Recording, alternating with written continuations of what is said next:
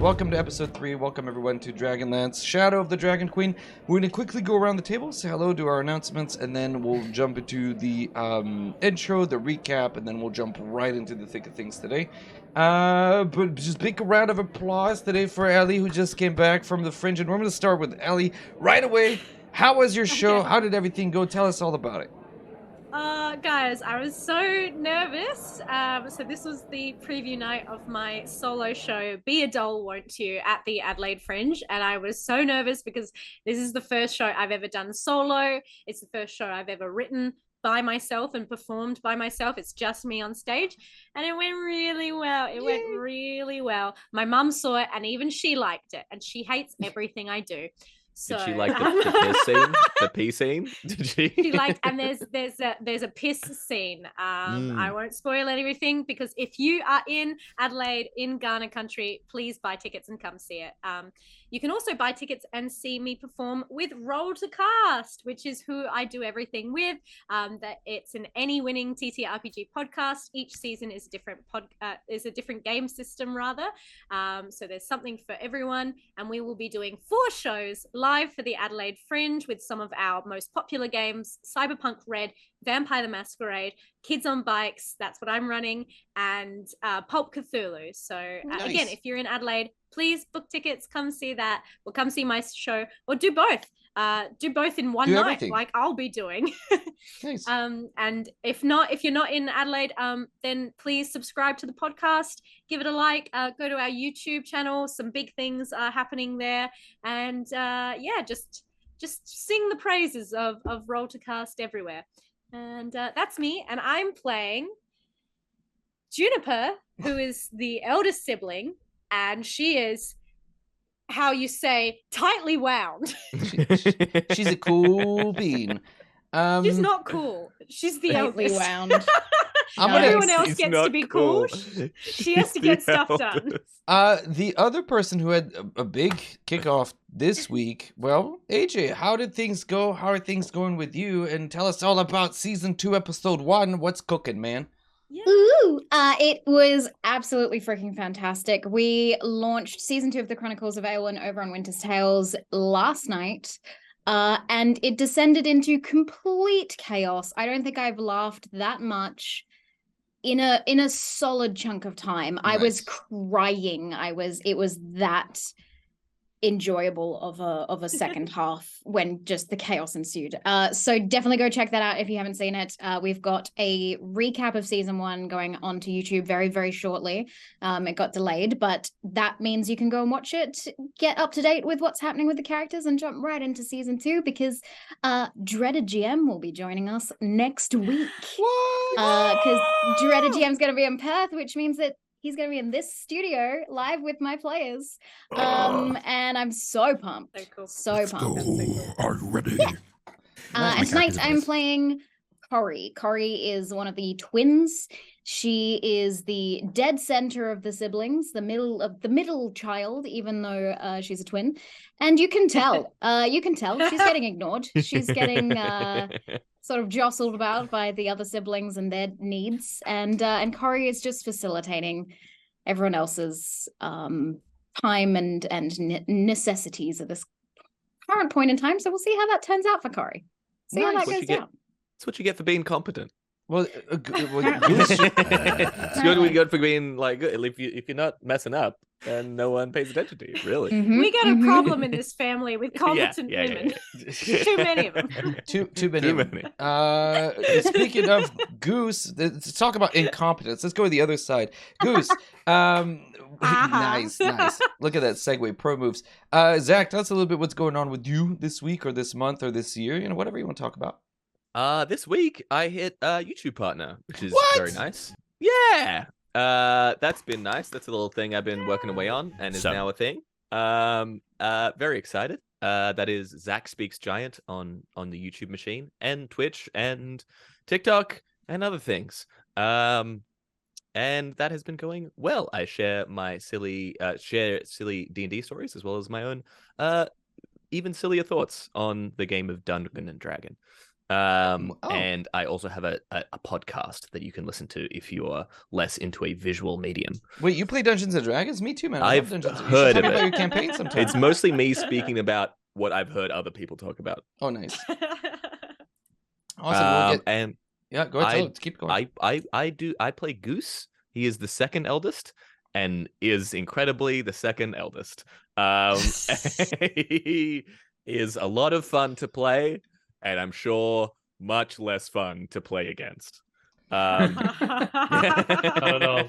I wouldn't say that. I would say it's incredibly entertaining to be along Goose's journey. If Goose has main character energy, we just want to be side characters. Yeah, look, I'll say it's hard. It's hard. Yeah, it's a chore. It is. Well, and the person who was gone last week, they were away for reasons, and they're now back, and I'm very excited to have you back. Dread, tell us all about you and what's been going on for you this week, this month, this year. Hello! I'm Dread, voice actor and professional game master. I'm all over the place at the moment. Working on the YouTube channel, trying to get that partnership, just like Zach there, on my way. Releasing weekly videos, but kind of taking a little bit of a pause as we sort of like recalibrate. Got a big week coming up, going to WA. Very excited to go sit in the AJ studio. It's gonna be so sick. And what else has been going on? Yeah. Actually, we have something really cool happening every fortnight at the moment. For the next few fortnights, we are doing movie nights. Movie nights is a quest that we've set ourselves on Dreaded GM to go through all the old movies before the new one comes out, and it's been a lot of fun. We've set it up Mystery Theater 3000 style, so you can tune in to the Arcanum's Theater. We've got like an illithid in there hiding. You would have to come try and find them, but it's a lot of fun. So me and my good buddies are sitting there watching that and having a bunch of fun commenting on the movies. One of those good buddies is here on stream with us right now, and by golly, it's been tolling. Would you say, Rob? It's been tolling, yeah. Having me on your channel. No. The movies. The only reason I'm surviving is because you're on the channel there, sharing the load with me. Because we are taking psychic damage. The movies are tough. They're tough. And hells yeah. So tune into that. That's a lot of fun. We're going to be releasing those videos up on the YouTube soon as well. And they've been recorded so that you can watch the movie at home and then put on the commentary from us movie nights and then listen along, which is super cool because you can sync it up. As for the character that I'm playing the youngest, which is an experience because in my sibling structure I'm the oldest, but everyone said that I had that youngest energy, so I'm coming in and touching things, and I might be cursed, who knows, but we'll find out. My character has been asleep ever since touching things that they weren't meant to touch, but Oh, maybe you were meant to touch. We'll find out. Last but not least, certainly right above you is Robert. Robert, tell us about you this week. What's going on with you and your content, man? Hello there. I'm Robert Hartley, GM. I'm glad to go last because it gave me the time to put out a tweet, an Instagram, and a Discord message about the fact that we're live now, which I'd completely forgotten to do because I'm not a professional. I'm Robert Hartley, GM. I'm a full-time full-time Dungeons and Dragons content creator, DM, and TTRPG player on Twitch and YouTube and all of the places at Robert Hartley, GM. You can find me GMing for a comedy group called Viva the Dirt League. That'll be filming the next table session soon, so that's pretty exciting. That'll never take off. What a terrible name. You guys should read Viva the Dirt League. Yeah, I think they need to shorten it to VLDL. Yeah. Oh, nice. Wow. Yeah. What else have I been doing? Anything exciting? Just plodding along, really. Just plodding along, putting things out there. Today I'm playing the other of the twins, Lyndon. Lyndon is a wizard, a little unsure of himself, very, very book smart, but very much lacking in experience, and having the experiences of the first and second episode coming up against real monsters that really want to kill him, and having to put his theoretical magic into practice at saving his own life and that of his family. It's shaken him a little bit, but we'll see how that turns out. Alrighty, well, with one more announcement that I want to make at the top of the show, and this even the cast doesn't know this, we're starting soon, and I think this is going to be the first week that we do it.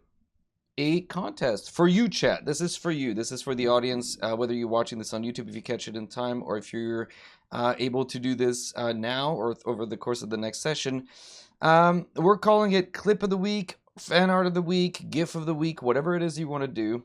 Between now and next week, for those of you who are watching the show and you want to make some art of the characters or some kind of scenario that we run into, submit it through social media. You can send it by email. You can look down below. There's my email address, gmrankham@gmail.com. You can go to Rob's Discord or my Discord. You can put it on Twitter, wherever it is. Just make sure you tag one of us. And then at next week, we're going to pick the one that we like best over the course of the week. And then next week, we'll announce the winner. And the winner will get themselves a nice little Tailspire code. What? That's nice. Exciting. So if you happen to be that person and you happen to submit something and you think that it's really cool, feel free to send it over. And we'll look at it. We'll create we'll go through and I really like this one. We'll advocate for it. And then the winner will receive a Tailspire code. You will need to have Steam because it's a Steam code. But otherwise, that's it. So you have until, I want to say, I haven't set the deadline, but let's say Tuesday next week. Tuesday, Canada time. Gives us at least 24 hours to kind of look at it. At that point, we'll make a selection, and then we'll announce it on stream. Woohoo! Very exciting. You brought up something there that I figured we should probably also point out. There is a Discord channel to discuss this campaign and the things that you like about it and whatnot. It's Rackham didn't want to make one, so I made it in mine. If you get into my Discord, ask somebody how to do that, because I don't know. It's not as easy with Discord as just saying search for my name like it is on all the other platforms. But you can ask any of the people in the chat who know where my Discord is. They can give you a link. Tree, or do you have an easy? You can hop into my Discord and get the link. It's all good. Clearly. Hang on. I don't know what I'm doing. This is why people help me. Why don't you post out the invite link on your Twitter? And so that way everyone should go and follow you on Twitter. Why don't you do something smart?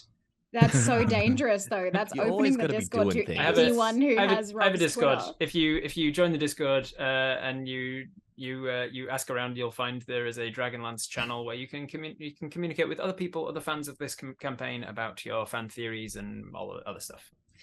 Enjoy. And with that, Link in chat now. Batmap. Thanks, Batmap. there you go. Perfect. Thanks, Batmer.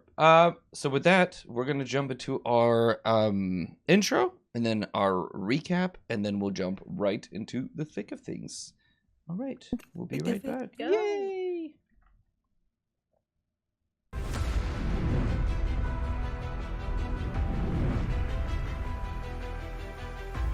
It has been 300 years since the gods punished the world of Kryn. They shifted continents, sundered nations, consumed empires. 300 years since the gods departed, ushering in the time of darkness. Yet nothing is eternal.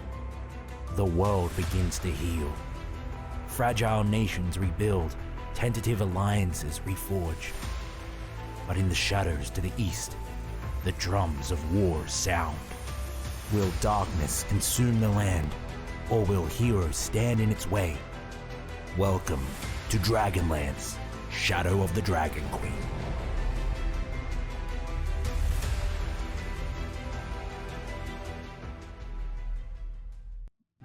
So, we're heading through the forest on the way to our Uncle Ispin's funeral, right? You already know we got in this huge fight with these half-dragon scumbags. Turns out that Riz, who was hanging out, was secretly a face-stealing dragon man as well, pretending to be a farmer. So, we killed him. I mean, he got a few good shots in, and by shots, I mean he flew me up into the sky, and the only reason I'm not dead is my brother, Lyndon, wizard-handed its wing, crashing us into the ground. Landing was a little rough, though. Then, I cracked him in the head, and the Dragon Man exploded. That was rougher. I'm fine. Thank you for asking, just a little crispy. After that all sorted itself out, Juniper and Ollie got some magical offer from a definitely not sketchy and totally trustworthy forest obelisk to study from a fish king. Or, no, it was the Fisher King. Anyway, after he accepted, Ollie was out cold. The twins were worried it was some trick from the Fae, but I'm seeing it more like a scholarship for Ollie. You know, it'll be cheaper than the school the twins go to, for sure. So, we dragged Ollie to town. At the healer's hut, we hear from some sailor that the Fisher King constellation left the sky last night. I'm sure that's unrelated. Anyway, we grabbed our rooms at the Brass Crab, made sure to kiss Gorgeous George for luck, before our day was ruined by Becklin, the Castellan of Thornwall, and her squire, that butthole with legs Godswin, Juniper's ex, and all-around King Dork of Dork Island. Anyway, Ispin's funeral is tonight. I just hope we can lay the old man to rest. It's fine. You can just whisper. And there we go. With this, as we jump back into today's session, let us start with you, Ollie. Are you ready? You're fine. The last thing you remember is that moment in the forest in the night when you reached out to the powers that presented themselves. This flaming blue enormous bird that spoke to you and your sister. And in that moment, the world faded and exhaustion overwhelmed you. Everything disappeared. And you fell into a pitch black darkness. It feels like an eternity until you finally awake. The world around you looks very different. On one side, you find an old gnarled oak with some gashes. Its bark is rough, but dependable and strong. Though once hale, it is now withering. Beside sits a fallen willow tree, beautiful in its decay, with leaves and roots branching out. A sapling grows in the nutrient-rich soil around it, apart from the rest of the grove. As the sun rises here, the golden light filters through the leaves, illuminating the scene. The gnarled oak and fallen willow tree are bathed in a soft, diffused light, while the sapling shimmers in a vibrant green hue. The air is filled with a symphony of scents. The sweet fragrance of blooming flowers mingles with the earthly soil. The gnarled oak emanates a deep, woody aroma, while the willow tree releases a delicate floral fragrance. Within reach of the oak and the willow tree, two hazel trees stand, intertwined. It's hard to say where one begins and the other ends, and you're not sure if they are holding each other up or pushing each other down. As the gentle breeze rustles through their branches, the hazel trees release a fresh, crisp scent of the forest after a rain shower. A lotus tree grows nearby, and while it is beautiful, it is producing rotten fruit, perhaps bearing some sickness that's not yet apparent. The lotus tree emits a pungent, almost overpowering odor of decay and rot. And towering over the grove and above the grove is the cypress tree, as tall as the oak, with thick branches casting shade and providing shelter for the smaller trees below. However, it has overextended. A lack of sustenance sees its roots straining and cracking. And as the wind picks up, the cypress tree releases a deep, resinous scent, a mixture of pine and citrus, a reminder of the forest's natural beauty.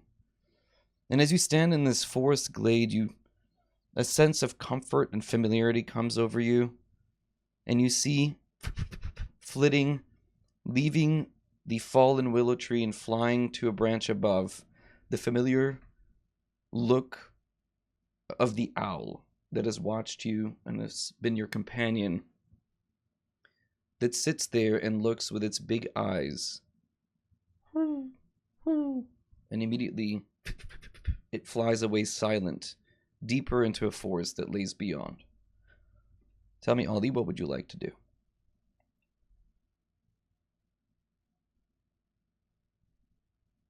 One for each of them. What is this place? I'm going to walk up and observe the trees curiously. And I'm wondering if there is, in fact, one for each of them. So I'll take the time to count them. There are 5 trees, 6, 7 trees. Though, some of you I don't know. Perhaps. Ollie will look to them all and just take in their majesty, and also to give them that sense of reverence and respect. Looking towards where the owl flew, does Ollie get a sense that he is meant to follow? You get it. You can see the owl sort of lands on a branch in the far distance, maybe 100 feet away from you. You can clearly see it stand out against a tree that's sitting there, and it's looking at you. And you're familiar enough with body language or animal body language, I guess, that yeah, it kind of wants to. It's beckoning you, or it's watching what you want to do. I am going to walk up to the trees that I recognize. The first of which would be the two trees that are embraced, that need each other. You don't know where they begin or end. Ollie recognizes these ones. He's going to look to perhaps one that would represent Junie and Goose. The large cypress tree that overlooks the entirety of the grove, that's as tall as this gnarled oak, is quite strong, quite protective of all the trees that sit below it, but you can see that the roots of them are definitely showing strain. Mm. And then the tree, well, the one that looks... That's a metaphor. The one that is bearing fruit, it looks strong and it's really pretty to look at, but getting a closer inspection, you can see that the fruit that it bears are definitely borderline moldy. There's like this rot almost that's coming out of it, something inside of it, and you can see upon closer inspection these worms and this sap that is sickly that are pushing out of it. While on the exterior it looks tough and strong, there's definitely some kind of something inside that's making it so that it's just a show.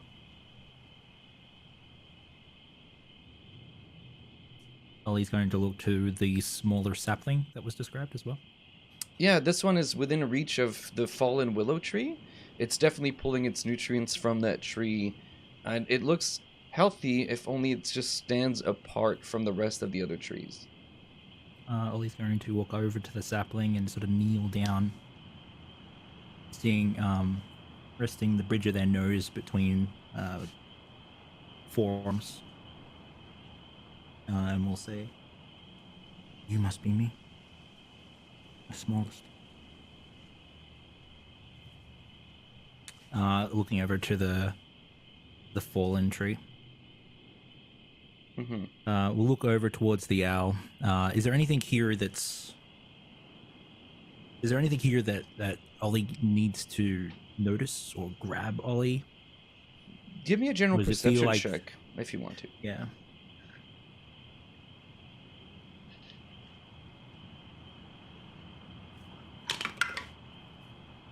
Okay. That is going to be a 15. Nice.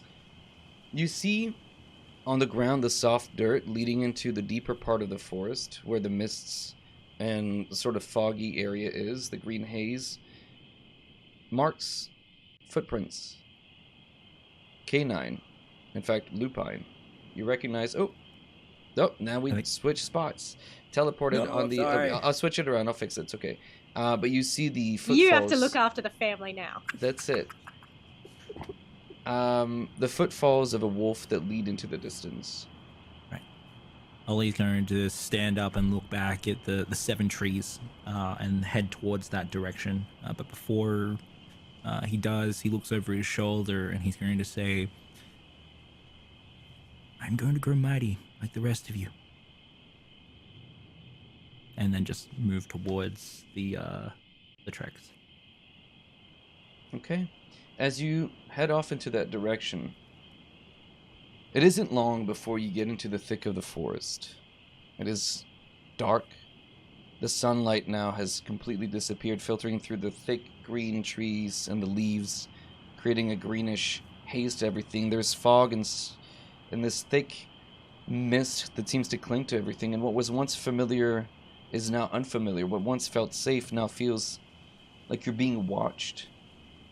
And as you follow the owl pushing along, it isn't long until everything grows cold. You're sure your skin is clammy at this point. And in the distance, some 50 to 60 feet away from you, beneath a large tree, that is rotted and broken, you can see the shape of your wolf friend, Wolf. He seems to be gnawing with his teeth as best he can on a trap that has caught him. He is growling, and as you approach, he looks up towards you, and you can hear his deep, deep throaty growl before his ears lay down, and he lays down low. He's scared.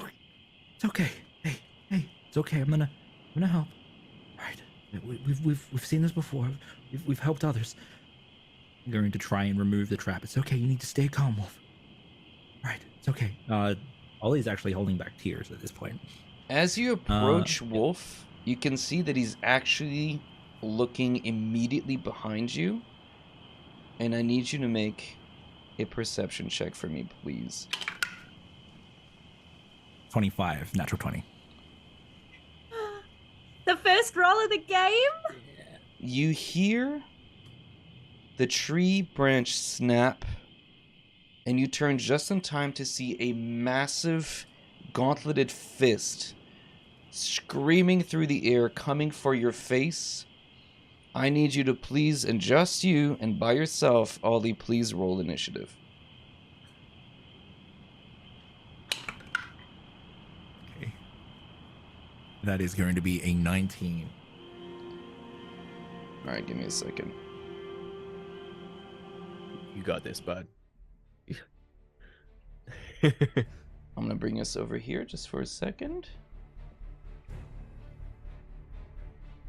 You're approaching him. There's the wolf. There's the scene. And I need to fix the overlay again. Give me a second. Because Ollie is not Juniper Rose. Wrong one. You rolled... We discussed a little in-character surprise. Oh, thank you. Yeah, we're Just doing a little Freaky Friday thing. Yeah. Nice. Easy clap. Yes. Oh, we should do that. Just swap all the profile images of the... You should. One day we'll come in dressed as other people's characters, and then we'll have to run it. It'll be a good time. As you see this enormous shape... Just before we move on, it's going to really bother me. Can you move Ellie up just a touch? Because you can see the bottom of somebody else's screen at the top of hers. Oh. There we go. Whew. I see. There. I can do Better? it manually. Better, Rob? Is this better, Rob, like this? Is That this is better? Is this like this? I mean, yeah, Perfect. At least then. Is that me? No, it's you. Damn it. I can't even get on there. All right, Why am I punished for Rob's bad decisions? there we go. Actually, it's still showing. You really up. are the oldest child. All right, we got it. Attention to detail for this thing that we're all creating together, I don't think is a bad decision. No, it's not. You're fine. So as you look, you rolled a 15, you said initiative? 16. 16, excellent. No, wait, 19. 16 on the dice, plus 3. This creature, you see that is covered in blackened mists that are clinging to it, rotted wood, a mixture of metal and beast. As it reaches and it tries to punch you and catch you, you're able to dodge and react in time as you see the form that you've spotted previously in the forest in the daytime in your waking world. But this more menacing, larger, the Trapper, stands in front of you. And he stares at you. You can hear this laughter bubble out of his chest as he stares at you. And you hear the thought of the wolf behind you. Against this you cannot stand, brother. Run. You have a choice to make, Ollie, and you are at the top of the initiative. What would you like to do? Ollie reaches for the mask, whacks it on, and then just goes into fight. Okay. Walk me through it then. You put on the mask and you are staring down this creature. What are you doing? Ollie is going to bring their fingers together like this, and then just like wrap them, and then you see them like they don't fingers like the anatomy of the fingers aren't meant to move like that, and as they do, they sort of grip and vine all over the place, and he pulls them apart. That's when you see the soil beneath the feet of the Trapper begin to become disturbed, and the vines and roots from underneath start to entangle the Trapper. All right. And this is a dex saving throw? Yeah, strength, actually. The roots and vines intertwine themselves around the trapper's legs, and as they begin to catch, you watch, he says, "No!" and wills them to not grab onto him. He uses a legendary resistance and saves. What? I think there might be a hint that you might not want to fight this thing. Legendary resistance? So, like, would Ollie in this moment get the sense that that should have worked? You get the sense that absolutely this should have worked, but your control of nature in this space is not as strong, perhaps, as this creature. You're in the dream realm, you're in the deep ethereal. You can hear and still you can see Wolf behind you pulling and trying to gnaw at his trap, and he's telling you to run. The owl sits nearby in a tree and is watching all of this. Oh, okay. Ollie will run over to Wolf and kneel down to try and remove the trap. However, I have used my action, so I'll end my turn there. You can make a bonus action to investigate the trap if you want. Oh yeah, let's do that. Okay. And down to look. Investigation is going to be an 8. 8.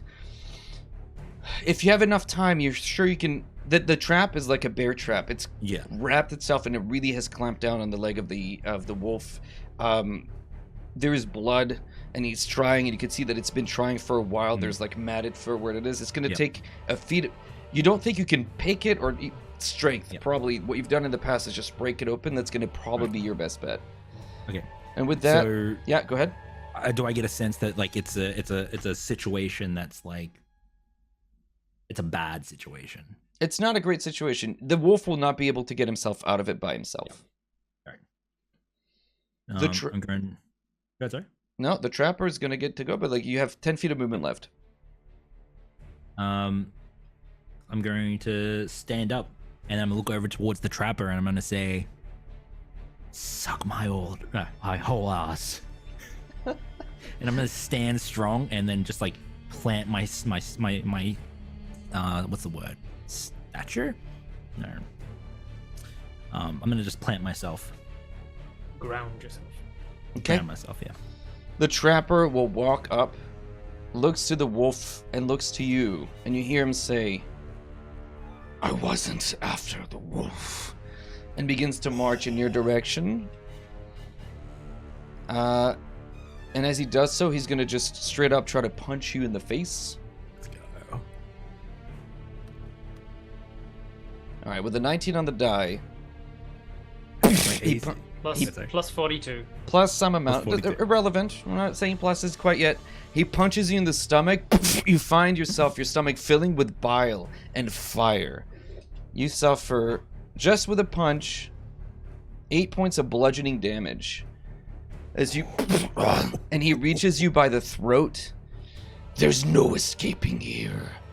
And you hear the wolf's panic behind you. It's telling you to run. And the owl sits there and still watches. You hear the wolf say, "If you die to him here, there is no leaving. Run." Ollie, it is your turn as he grabs you by the throat. You're not grappled, but he's punched you and he wants to pick you up off the ground. You get a sense that he wants to... You've seen him, what he does. He wraps people, he snares people by the feet and dangles them upside down. He does deadfall trap, like a thorough trapper. It seems that you are his prey in this place. Ollie, what will you do? All right. Just quickly look at my features. Now, I'm running off last week's character state, correct? Mm-hmm. Right. Cool.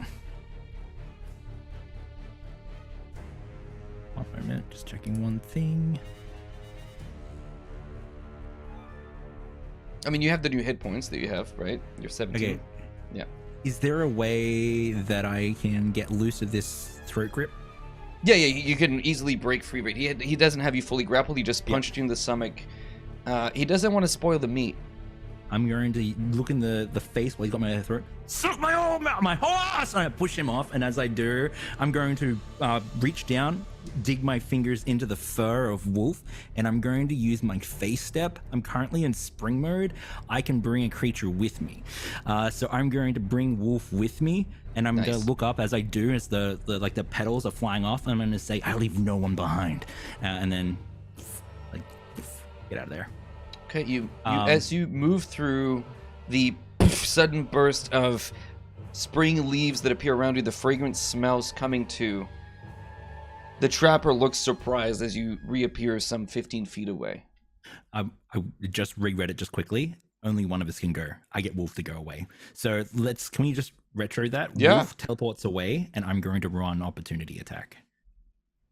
You're going to run and take the I can opportunity attack teleport from him? someone else. I misread it. I thought it was okay. both of us. It's only one of us. So as you move away, he's going to try to punch you in the back. Yeah, exactly. Yep.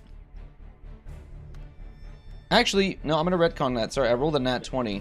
He will decide as you begin to run away, you hear the chuckle. It's always more fun when they run. And he allows you to run away because he wants to hunt you. Ooh, I love that. I'm going to yell out to Wolf, run! And then I'm going to split off with Wolf because remembering the words, I'm after you, I'm not after Wolf, echoing through my mind. Yeah. Okay, as you take off in one direction and Wolf in the other, you watch Wolf as he's teleported on his turn after you're done, will come charging at you. And as he does so, he will leap for your throat. And as his bite clenches around your throat, he tells you, it's time to go home, Wolf Cub. It's time to go home. And as he bites your throat, you feel your throat filled with blood. And as unconsciousness takes you, you see Wolf turn to face the trapper, who yells, I will meet you again. And with this, Ollie, you wake up, cold sweat, in bed, in some bed you don't recognize, hearing music all around you. And as your hand instinctively comes to your throat, you find blood and you feel the puncture marks of wolf bite there. And as we transition back to our inn, where everything is fine and good, we pick up where we left off last week, with Becklin in the room, Godswin right behind him, the family in the tavern below. Junie, your ex-boyfriend is here, and he's not exactly thrilled to see you. Right. The mood in the inn has shifted, though, with Becklin's arrival. Music sort of dies down, and as she looks at the lot of you. Well, we had been waiting for your arrival. Ispin's funeral is only a few hours away. If you don't mind getting ready, finding your things if you need them, we'll be meeting right behind here on the dock.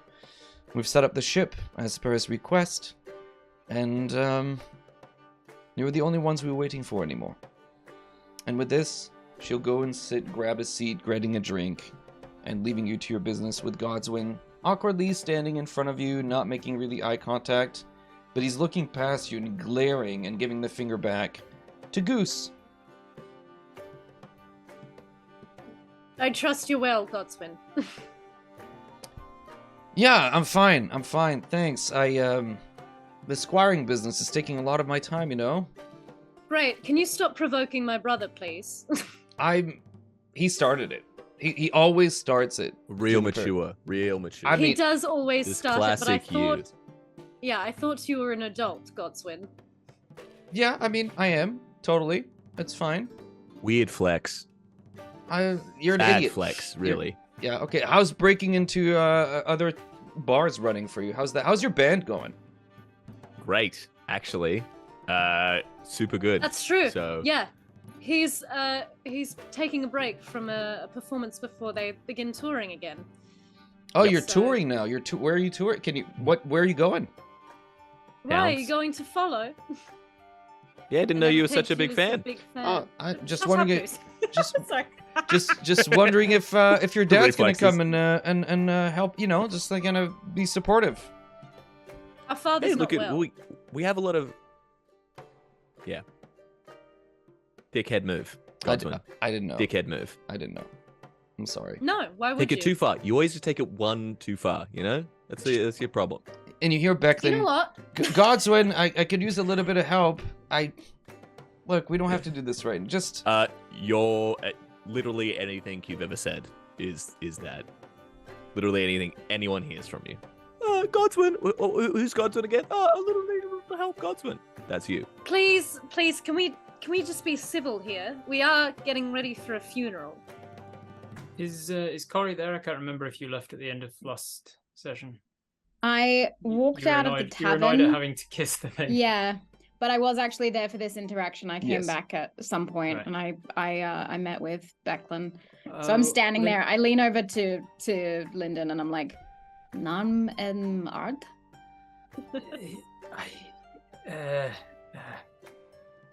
Vun noso. I'll say in twin speak. I understand why Goose would be in trouble, not like the law. But why does Junie have a problem with this guy? and you hear Godswin. Well, we'll catch up later, Juniper. I wish it was on better terms, but all right. And with this, he'll just kind Again, of another one of your famous catchphrases. he just. Goose. And as he please. walks by, he just gives you the you suck. Like he kind of gives you that look, like you suck, dude. You just completely suck. And I he'll do this. just. Then he'll go and sit beside Becklin, and he pulls out a note, and he's just kind of writing down things that she's saying for a moment, leaving you to your own devices here in the tavern. Y'all may still getting drinks and serving people as the place is starting to fill in for the funeral that is set for in a few hours from now. Goose. Yeah, what's up, J-Town? Is this a battlefield? I mean, it's where a lot of music is played, and music has been called the battlefield of the soul. So That was rhetorical. right. Don't fight my fucking fights for me. Okay? We're here for a funeral. Let's stop squabbling. Now, is everyone ready? Is everyone in their blacks or in their mourning attire? We haven't changed since we arrived, so we should probably go. We have not. Is there a customary funeral attire in this world, in this setting, in this particular culture? Ispin would expect us to be wearing Pastels. So you could see that. Most somber. My granddad's funeral specified that everybody had to be wearing a Hawaiian shirt, so Aw, different cultures I love for different those. folks. That's cute. I love those. So Have fun. you see that Becklin, she herself is wearing her formal armor, and it's been polished nicely. You can see the squire Godswin is wearing his best sort of armor. Everybody that's here, you can see some of the farmers are wearing basically the best clothes that they own. This is not a big village, Yeah. right, Vogler? So it's whatever best clothes they That's a have. nice, Yeah. a smart event. Well, I don't know about you all, but I'm not at my best since we haven't really stopped moving since we got here. Plus, we should probably check on Ollie. Yes, Yes, I'd like to see if we can, if he can attend, at the very least. But if not, let's see how I'd he's like doing. to freshen up before we go, but I shall not take that long. Maybe 20 minutes. We'll meet back here. Yes. Right. All right, as each one of you scatters Disperse. to your rooms, each Smash cut. smash cut. 5-way split party. We have 2 rooms. So You do. I don't think we determined who's in what room. It's up to you to break it out the way that you want. Ollie's been laid down on one of the beds. Maybe Lyndon and Corey. Yeah, but Lyndon and Corey usually share a bed, and that would make True. more sense for So Lyndon, Corey, and somebody Ollie. else. Yeah. Yeah, so I think Ollie's in Me, our you, and room. Ollie.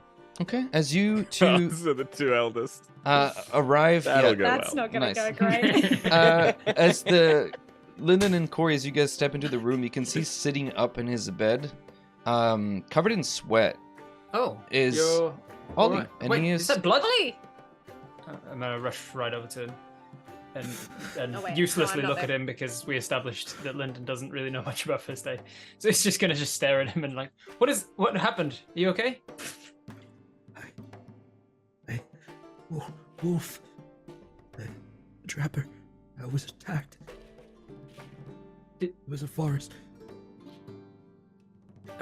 Wolf is here? Wolf bit you? Yeah. We'll look around the room Yes. under the bed for a cowering wolf. What are you talking about, Ollie? The trapper was there. And What is the trapper? the poacher. That's the forest at home. He kills a lot of my friends. Oh, he's This- not here, Ollie. So wait, this is a human that you've met, Yes. and he's from back home. Yes. We're not. Did he We're not did he at come home. into the room, or is this a dream? I don't know. Where is Wolf now? Journey, So Journey. Yeah, she'll be there. I think the Holy rooms are pretty shaking. close to anywhere. Yeah, they're right next to each other. Yeah. What? Ollie, you're awake. Oh, I'm fantastic. gonna now that I'm Journey's gonna here, go she's get the ready. responsible one. Yeah, she's Yeah. the responsible one. So Lyndon's gonna sit back on the bed and start Yes. ritual casting detect magic. Oh, you two can freshen up if you like. I've got him. I'll be. Come here, I'd- Ollie. Yeah, I'd rather check. What's wrong? First. Things. Ollie just like crashes into Journey. Oh, Um, hey, you scared us. It's okay. Wolf's in trouble. You're not in trouble. You're not in trouble at all. The trapper. You're okay. I'm bleeding. Can I do like a medicine check? Yeah, on him? absolutely can. Yes, sure, you sure can. Because if he says I'm bleeding, well, I'm gonna check for that. That's not good. Blood's meant to stay on the inside. That's not great. That's an 8. I mean, you look under his hands, and what appears to be like old wounds are there. You've never seen them before, but like maybe you would have noticed they're like these silvered scars at this point, and they form like a pattern. You've fought enough. You've seen animal bites before. It looks like something grabbed him by the throat, and that kind of injury, you would expect his throat to have been completely torn out, but it's just like these little puncture marks, as if something playfully bit or just didn't go all the way through. And there's a little bit of blood that's on his hands, but there's no obvious, other than this old wound on his neck, there's nothing else. Okay. This is old, right? Maybe you've just reopened some old scratches. That's all right. I'll like get some fresh cloth and kind of like, clean wherever there's blood. Sure. And as you're doing this, by this point, Lyndon, you'll have finished casting Detect Magic. Perfect. I just look around the room. I look particularly at him and his neck. I'm looking in his eyes if I can see any enchantment magic. You I'm could- the looking if only there's thing any that you see- necromancy magic. The thing that's First flaring signs of- more magic than it did before is his wolf mask. Is it got any particular school, or is it just kind of magic in general? Transmutation. And it had sort of a magic aura before, and it's It just stronger did. now, or it didn't. It did have, but it felt like maybe it Stopped. was a little bit. Yeah, it was maybe a little bit less active. It's sort of like latent, like this, the potential, like magic and potential, I guess. And now it is just vibrant, and you can see inscribed through your eyes. You speak Sylvan? I do, yes. It says, repeated over and over again, the lupus, like the name of a wolf, but just over and over around every single bit of the surface that you can see. Lupus. What is this house? He is going to look. Lyndon is going to look around the rest of the room. He's going to look around, just like make sure that everything, there's nothing hidden somewhere, or there's nothing about the bed or the windows and the doors, anything like that. And once he ascertains that there isn't, he'll just sort of drop the spell and say, "There's no magical influence to you. If anything happened to you through a dream or something, then it's probably one and done magic rather than ongoing.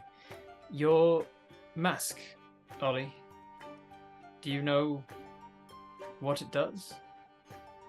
You've been carrying it for a while.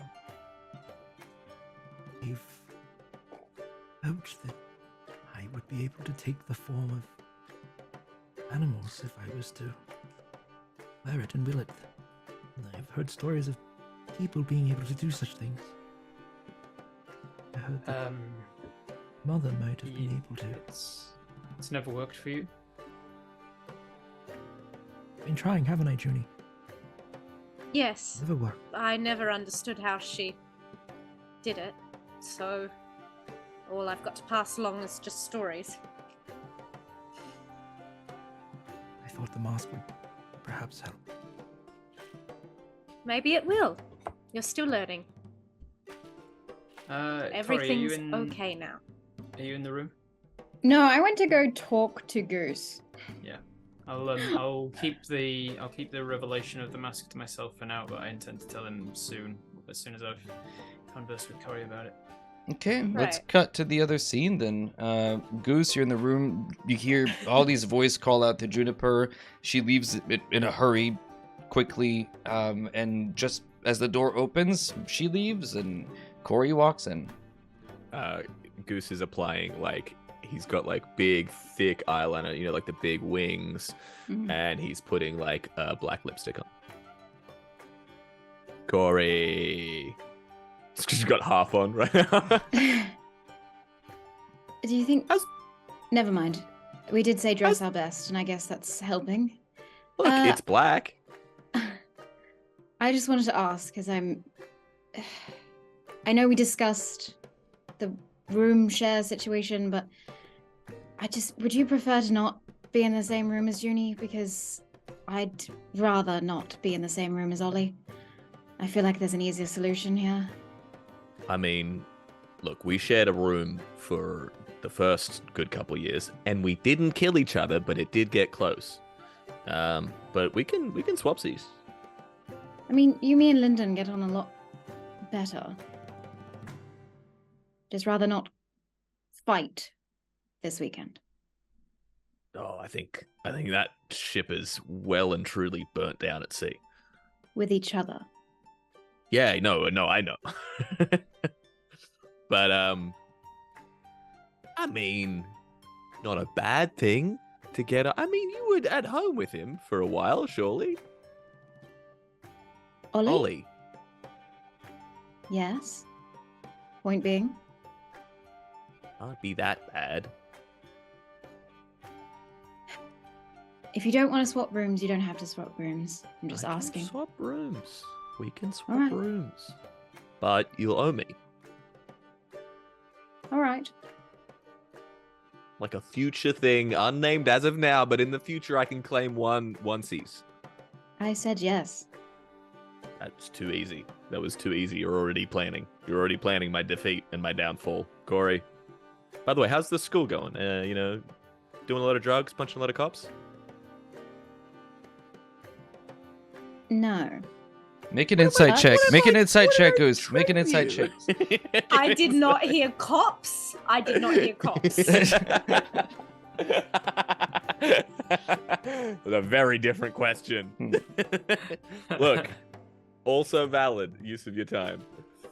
I got a 16. dear. Oh, wait, no, 15 total. For that. Has Corey been doing drugs and or punching cops and or other things? And or dicks. No dicks? I rolled a natural 20, so you have Okay. no idea. Nice. You have no idea what Corey has been up to. Her face remains completely blank. I wouldn't do anything you wouldn't do, Goose. Okay, so then you have been. It's I'm good. going to get it's ready. Good. I feel like my teaching then, you know, wasn't for nothing. Sure. Now I gotta take it's gonna take 20 minutes to lace up these boots, so I'm gonna need some time. Goose starts to lace up his thigh high black leather boots. I'll leave you to it. Yeah. Thank you. No worries. You owe me. So I said yes. over the course of the next little while, you guys get changed, get ready if you want to have any conversations before you hear the call from down below that the arrangements have been made, and there'll be a town crier calling people to attention. So if there's anything else you guys want to do in that time, you have about an hour or so. Ollie wants to get his bearings. We'll talk to Junie, whoever else is around. What happened? Yeah, what? Where are we? We're at the tavern. I forget the actual name. You're the Brass Crab in Brass Vogler. Crab. The brass, yeah. Brass crab. Has everyone we're already in our kissed room. Gorgeous George? How do you know about that? Goose tells me about it all the time. He's like, when you go to the for Brass God's Crab, sake. you have to kiss Gorgeous George. And I was like, oh, this sounds great. I'll kiss Gorgeous George. Did everyone already kiss Gorgeous George? No, not everyone kissed Gorgeous George. And if Goose threw himself off a cliff, would you also throw yourself off a cliff? Yes. No. No. That was a trick question, and you failed. Goose is standing in the door. He's like, yeah, but I'd make it a really good dive, you know? You are not There helping. must be a good reason why Go. What's Goose is jumping off the cliff, so we should all jump off the cliff. See? Good No. reasons. No, because Oh, a lot of the good time, Goose does stupid things for no reason. That is also accurate. Goose says sometimes you need to break a few eggs to make a pancake. Yeah, that's the one. You know, I remember Goose swan diving off the roof of the house and breaking several legs, as well as several eggs, as he fell through the hen house. Did Joke's on anyone you. learn anything from Several that? means 3 or more, so couldn't have broken several legs.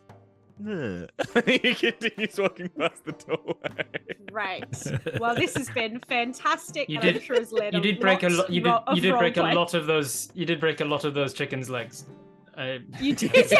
And In guess Junie's, who had Junie's to? defense. And guess who had to put them out of their misery?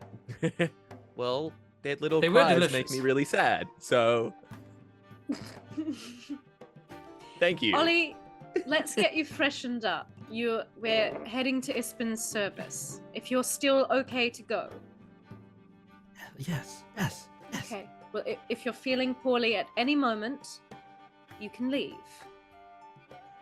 And then, in the meantime, I'll just I'll get Ollie's formal clothes, and I'll just kind of leave at the door and just say, "We'll be downstairs when you're ready." Do I have to Glad wear to have this? Yes. And then I go.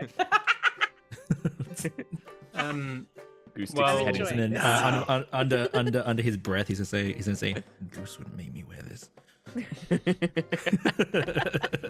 Well, Goose would rock up to a funeral in underwear, so Yes, Lyndon, you were trying to. Yeah, I'll just once I can get Corey's attention, I'll say, Otibran Kenaan Iel Kenanim.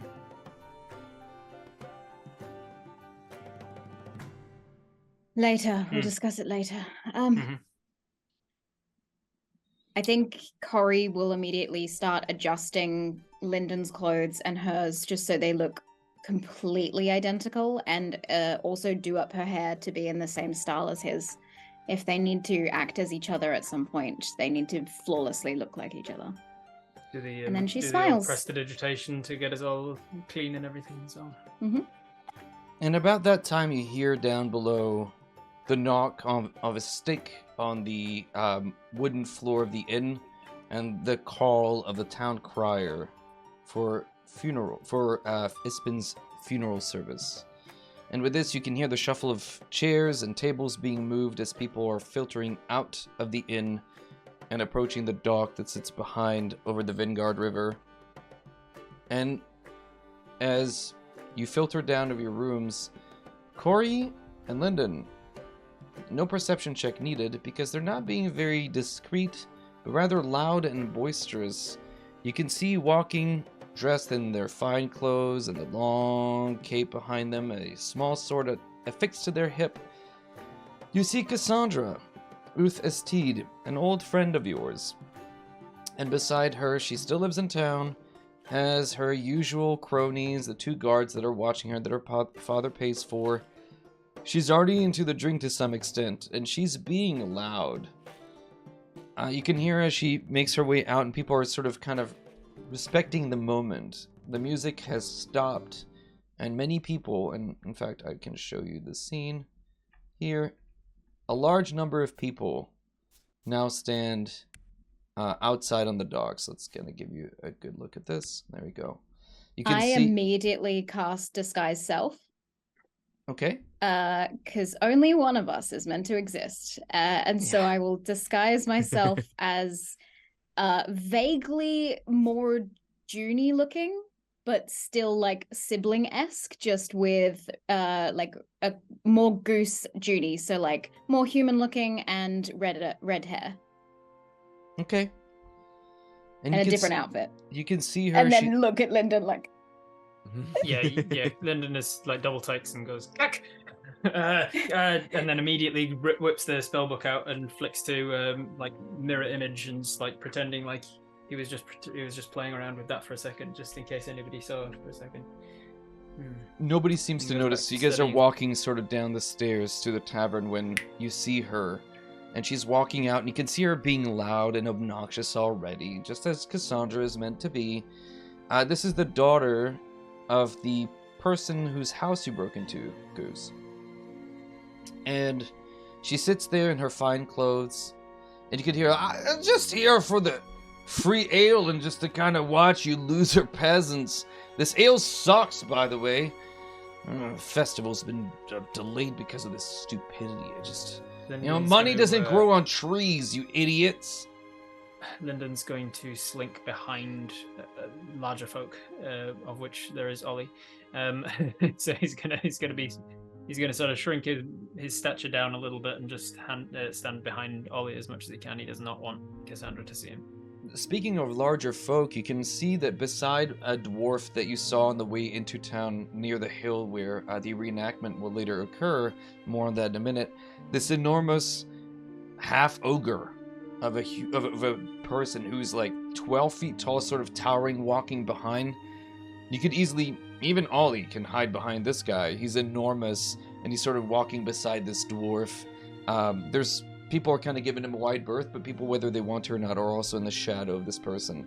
Cassandra does not seem to notice you, and you can then see, as people kind of make their way out, the town sits in mournful silence. Those who are closest to Ispin Greenshield gather on the dock overlooking the Vingard River. There, you can see Ispin's body rests in a small boat, his body wrapped in a shroud. A musician plays a soft song as the knight Becklin Uthvihren steps forward in her ornate Salamnic armor. She turns to face all of you, and a sad, gentle smile crosses her lips, and her voice carries clearly across the water. You can see that she stands there. Beside her is this dwarf that leaves the ogre behind, and one step up from them is your old teacher, Corey and Lyndon, Sabian. He must have known them really well, maybe an old adventurer friend of theirs. You all knew Ispin as a friend, and there were none like him. Before he died, he told me this: there should be tales, not tears, for an old scoundrel like me. Make sure everyone knows my stories when I head off to the greatest adventure of them all. Becklin nods, and villagers carry the boat containing Ispin's body to the dock's edge, where she and Cudgel lower it into the water. So let us do just that. On the eve of the Kingfisher Festival, we celebrate you, Ispin. Good travels, friend, and until we meet again. And you can see... Goose. Yeah, go ahead, Goose. Goose is going to step forward. He has an ale that he hasn't been drinking from. It's a full cup that he got from the brass crab.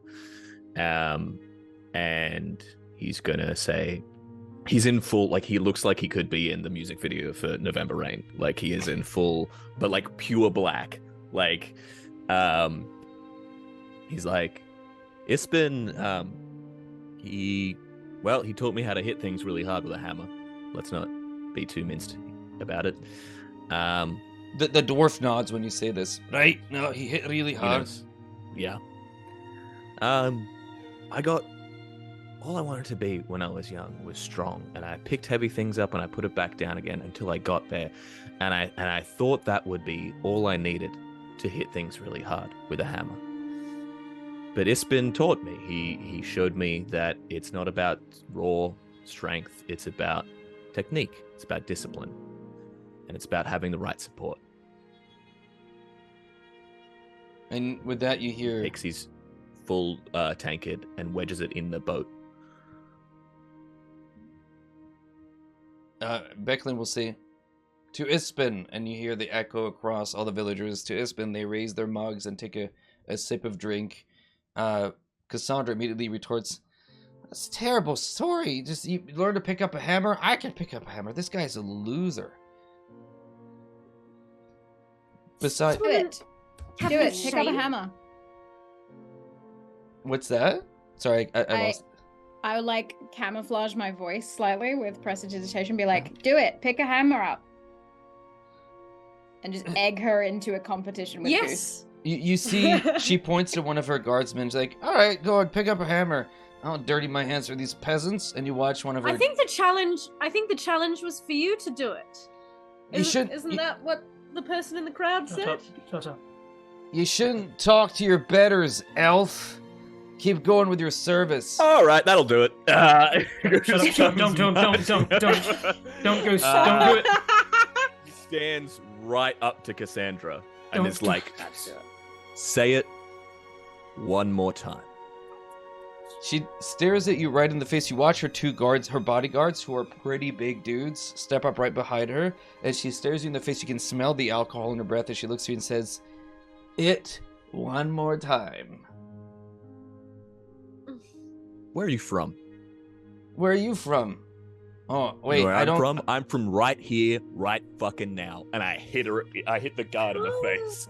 Goose. All right. As- Yeah, As go ahead. Goose does that, Oleander's going to reach for one of the totems that is like in his pocket. He usually carries them on his form, like in like strings and whatnot. But he puts his hand in his pocket and he pulls out a bear fang, and he runs it across the edge towards there. And then suddenly, springing from Ollie, you see this ethereal green bear bound right next to Goose and let out a bear roar. It stands up on its two hind legs, using my spirit totem.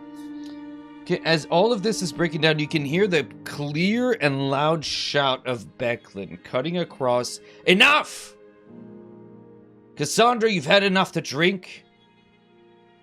Gustav, you and I will have words in a moment. This isn't about you. Have some respect for the dead. Goose, over there." Yeah. She points to the corner. "You over there. Are you going to let some little words of a girl bother you so much that you take to physical violence? You can't control yourself. It's always been your problem. That's why you end up in jail on a regular basis. Just please sit there." While this is happening, I think Yeah. Juniper might raise her glass. I have some words about Uncle Ispin. He was the one who really taught me about death. After our mother passed away, it mainly felt like it was just me for a while, and life was hard. Dealing with a farm was hard.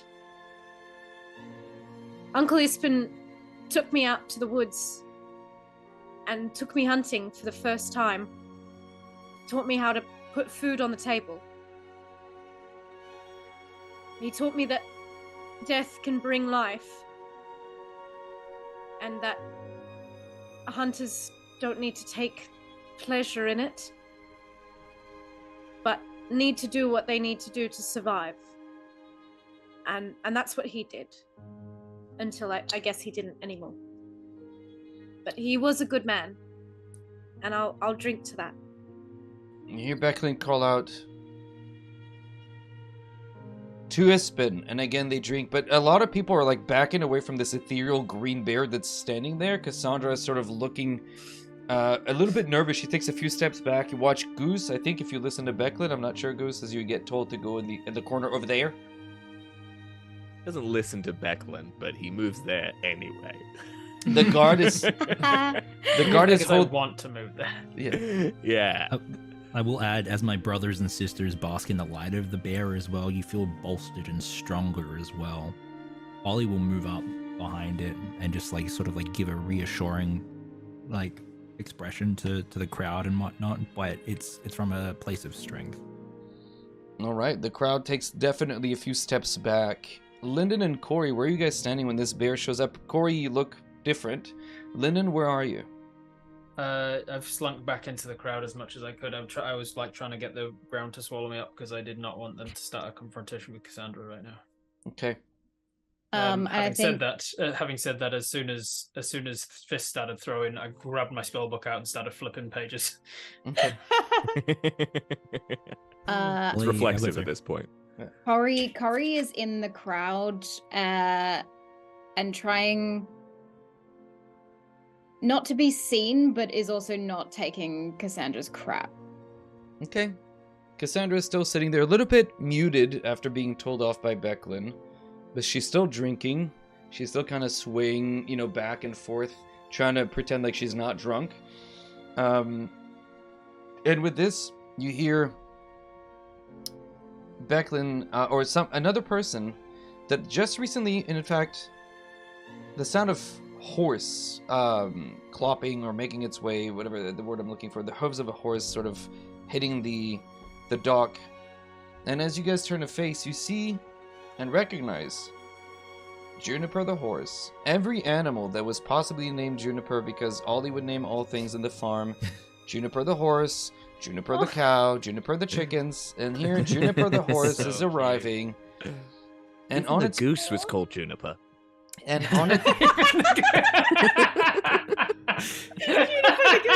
Juniper the goose. And there on its back, you watch as your father has made the trip. I'm glad I made it just in time. Oh, and Judy, and he sort of pats the horse on the butt. The horse kind of meanders over to nearby trough. Well, I wasn't sure if I'd make it. Don't give me that look. He sees you staring at him, Juniper, and he sort of makes his way down. Did you really think I would miss my best friend's funeral? I remember once we were No. camping out into the woods. Julia was still around, we were young. And for some reason, and we don't need to get into the specifics of it, we needed to extract out of the glands of a giant skunk some skunk juice. And you know what? Ispin shoved his arm up to his elbow, but got it done. And it was something that I never forgot. That's when I knew he would do anything for me. We joke a lot around it, we talked, and we had a good time.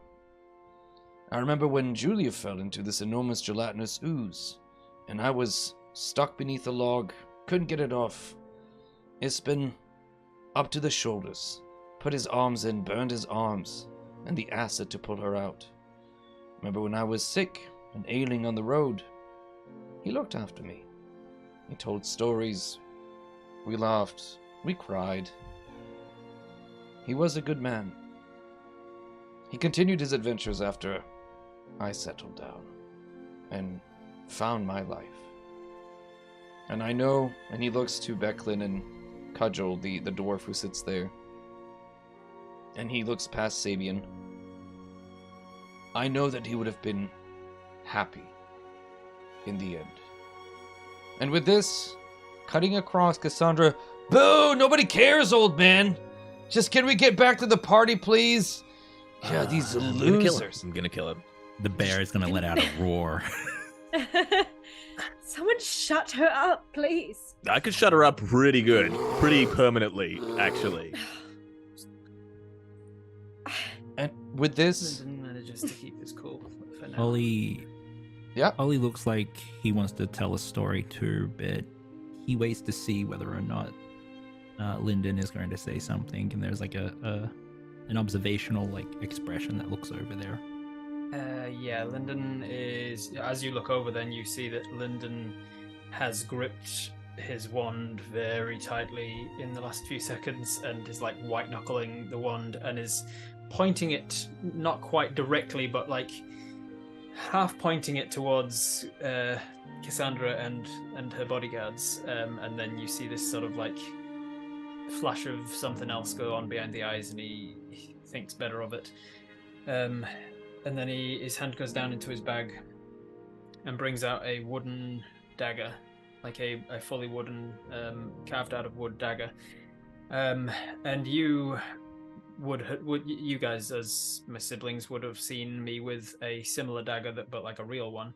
It seems like I've carved this dagger to look like one that Ispin gave me when I was 8, me and Corey. And I walk over, and you say he's going to be in like a boat that's going to be pushed out or something. Like, well, that's where put the I walk up to that, trying my best to ignore Cassandra as much as I can, and I will say, Ispin. Boo! Boo! She interrupts you immediately. Boo! I'll never be able to explain fully what you meant to me. Stupid elf. And what it meant, that first gift that you gave me. Boo. This dagger, and Nobody cares. I'll start to run my hand along it, and I'll start to do a couple of hand in her movements head as well. I'm gonna telepathically say in like that like guttural voice, "I will make my bear eat you. Shut up, or you will die." Make an intimidation check, please. And I'm gonna look Worked on over. me. That is going to be a 15. You watch at that moment, she scoffs. No one here can take a joke. No one here understands anything. You're celebrating a dwarf lover, an elf lover. Old, you gave me this dagger. And with this, she'll turn and walk away. This dagger, Corey and I, and though she used it to hurt me, it sparked off our love of magic. We never, to this day, have worked out whether it actually had magic or not, or whether that was just a story that we told ourselves. But it did spark off a love of this, and I have been trying something. I've been practicing something, and I will do minor alchemy on the thing. Because early days, I'm going to roll to see how successful I am with it. Sure. Not bad, above average. So I start. Anybody close enough starts to see that the blade of this wooden dagger starts to change into iron, and more closely resemble the actual dagger that he gave us. It was only a few years later that we found a wand and moved on to scrolls, and of course, you were there for all of it. And I'm sorry that you won't be there when we start our new. And he lowers his voice right down so that only he's speaking under his breath, essentially. When we start our new order, I wish you were there to see it. And I will put the newly formed silver dagger that was remnant of the one that he gave us at 8 years old. I'll put it in the boat with him. And then I'll turn around and see that Cassandra's walked off, and I'll sort of let my butthole unclench at that and be like, okay, I don't need to start a fight right now. Well said, Lyndon. Goose claps To and Ispin. whoops very unceremoniously.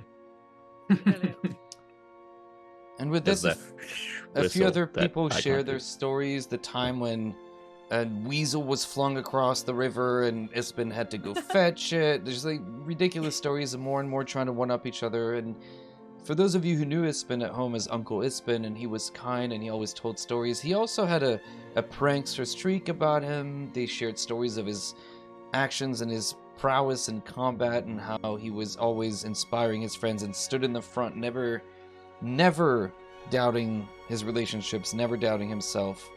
And they paint this picture of a man who lived life to the fullest.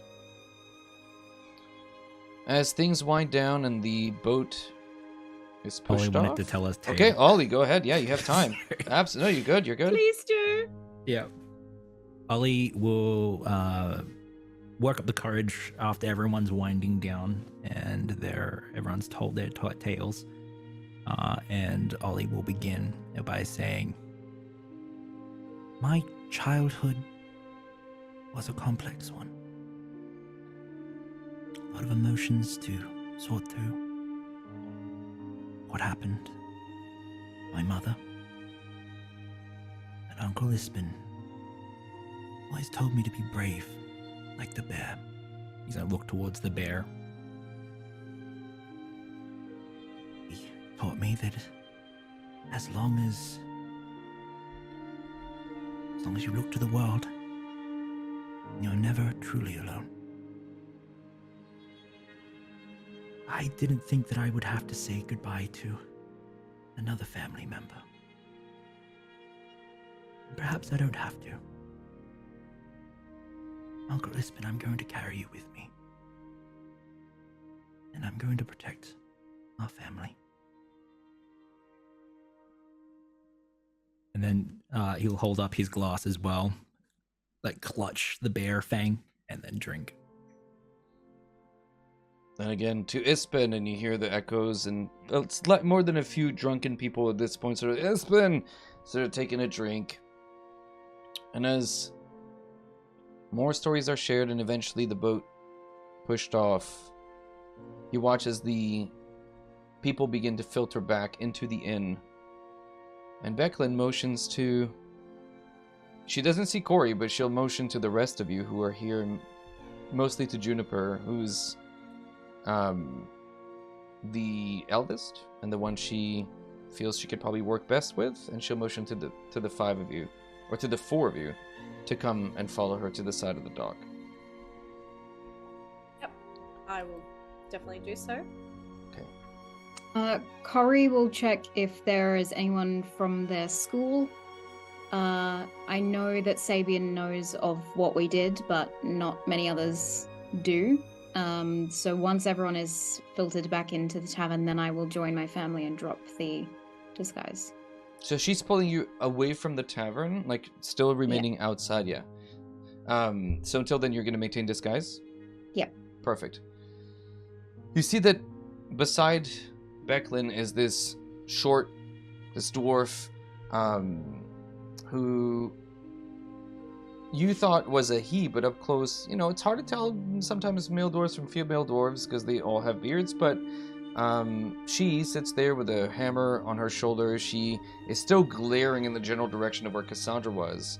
And there, pulling with a bag that she had beside her. Do you know, your uncle had something that he set aside specifically for you. She pulls out from the bag a green round shield. Ispin left this for all of you, but it comes with a condition. Since he won't be attending the Kingfisher Festival this year, he wanted you all to participate for him. Specifically, he'd hoped you'd take his place during the reenactment of the Battle of High Hill. Every year he looked forward to participating, and his dying, always more ludicrous year after year, always upping himself, and everyone looked forward to it. I'm happy to give it to you, even if you don't want to participate, but it would be nice for you to honor his legacy. And she hands you, Juniper, this beautiful shield that you have seen Ispin carry usually on its back. It's made of wood. It's got this scarred broadleaf tree and painted mossy, this leaf relief on the front of it. It's painted like mossy green. And you all remember the story of him telling you being given the shield by a unicorn in some forest in the distance. You don't know if it was ever true. You don't know if this is like, just another one of his fancy tales, but it certainly is a very clear and physical reminder of him, an indication that he really did care for all of you. That was one of his most prized possessions. I'll take it, and we should honor Ispin's memory. I'm hardly a great performer, though. Perhaps one of my siblings would be better off taking Ispin's place? Oh, God. I don't know. Guess I kind of fit the mold. All right, it would be an honor, etc. Just do it right, Goose. She- Please. As you This go, is the kind of thing I do right. as you go to take the shield, Becklin was about to hand it to Juniper, and you can feel Juniper's or Becklin sort of hold on to it a little bit longer than maybe she would have. But finally, like, you pry it out of her hands. She's like, oh, okay.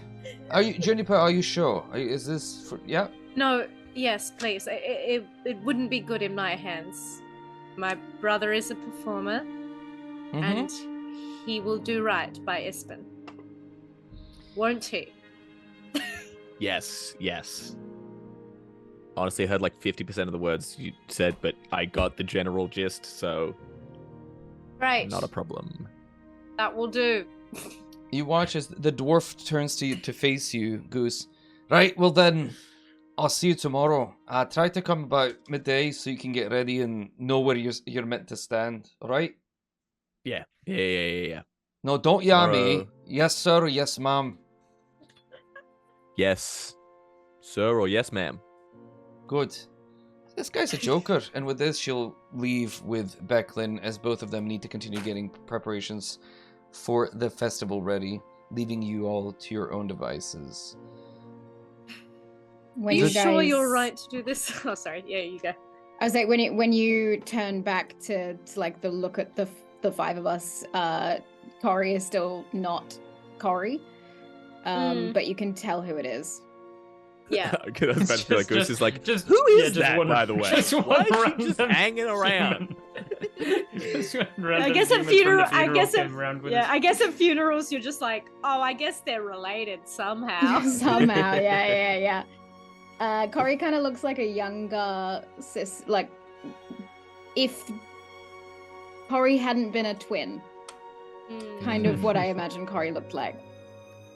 Also, Is there- also, there's a big hint as to who it is because Lyndon is standing shoulder to shoulder with him. You know what, Goose? Let's decide if you roll an in check. Let's see if you can figure this out. Let's just let the dice. That's decide. amazing. I love that only Goose has to do it. 13. Yeah, I think you figure it out. It takes you a little bit, but you eventually do figure out that this Like is. it's like you and Lyndon have the exact same mannerism still. Like you both like, like the way you're standing is exactly the same. You're on the fence about it all until Lyndon like turns and speaks in twin speak to this stranger, and this stranger responds. You're like, how do they know how Steel to speak? trap. Oh, I wait. know what's going God. on. Is As there you- a reason that you're disguised, Corey? Or do you not want to talk about it? You know that particularly mouthy girl at the funeral? Yeah, that we're all yes. gonna kill later? I know her family. She I was You gonna do? feed her to my bear. anyway, she goes to school with us, and she doesn't know that there's two of us. Nobody at the school does. Right. Well, she doesn't know That's- I stole her bloody ring, so joke's on her. That was her ring. Well, All like right, her let's- family. So I don't You know. stole You stole Lyndon, You said We you, have had that, Lyndon. I thought you'd like that. You didn't that's, seem do all you that know who fond her of her. family? Do you know who her family? Rich. Cassandra Yes, very is powerful. the worst person that I've ever met. Oh my god! Lyndon and I horrible. have Oh my been God. putting up with a lot from her over the years. Why didn't you tell so me? much I so would've done that that earlier. I was gonna say- well, you know, we got our own revenge. I cut her hair off once. Corey. You know what? I think we could stop yelling our family's revelations. You know, especially ones that we want to keep private. Agreed. The Yes, is there like some sort of meeting, like almost like a wake? Is there going to be like a, Yeah, a in the service tavern. somewhere else The- after? Yeah. Yeah. Why don't we go to the tavern and have a meal, and maybe we can hear some stories about your schooling. Sure. I'm gonna stay like this if we're gonna run into her again, though. It's best that I I can. think that's wise. Should we call you something Do else? they know that it was you? Did you leave any? Did they know that you took it? I mean, who can know what other I people hope know you do. for sure? Look, we're not going to say anything, Lyndon, are we? We're going to go to the tavern with our distant relative from the family, motioning to Corey. Cousin. You can just call me Corey. At the school we go by Lilas. It's a combination of our names. Good to know. Yes, well, our distant relative Corey, and we are going to go to the tavern for a quiet drink. At that point, your father, who was talking to Becklin... Oh, fuck, I forgot about him. Yep, and talking to Cudgel, approaches... All right, so spare me the lecture. Are we going drinking? We are Yes. going for one. Can I check Quiet. under his neck? Please. Yes, you can. I'm so sus. Yeah, Just for do sure. Neck checks. Just Yeah. neck checks. Yeah. Investigation? Yeah, absolutely. Or perception, whichever one you want. Ooh. I would also like to roll perception because I think Juniper's curious as to how he's doing. Yeah, That is a 19. it's your dad. Okay. It's your dad. It's your dad with Good. some My makeup It's on. our perception was dad's skin over a dragon man. It's your dad. Skin. Yep. Definitely dead. I only rolled a 10, so He seems. don't worry about me. No, he came on the horse. He was obviously grabbing it, but he's talking to maybe old companions, old friends. He nods to Sabian, but there's not a lot of lost love there. He's holding himself a little bit taller. He has, a little bit more pep in his step as he kind of, and he recognizes his daughter instantly. He's like, Corey, that's a interesting choice. Hey, let's go grab a drink. And with this, you know what? I'll pay for it even. And your dad, and you hear a passerby, like just a commoner who overhears your dad say, I'm gonna buy for it. It's free tonight because of the funeral. Shush, I know. And then he'll lead the way back to the brass crab if you guys want to follow him or not. He's gonna go for a drink. Yes. Ollie's gonna run up to Corey and Toe and just like say very low, quietly, "Is that true? The worst you've ever met? I'm no longer the worst you've ever met. You found someone else." You come in a close second, Ollie. Shut up. Starts Okay. walking away. When My when heart! did you when did you take the ring?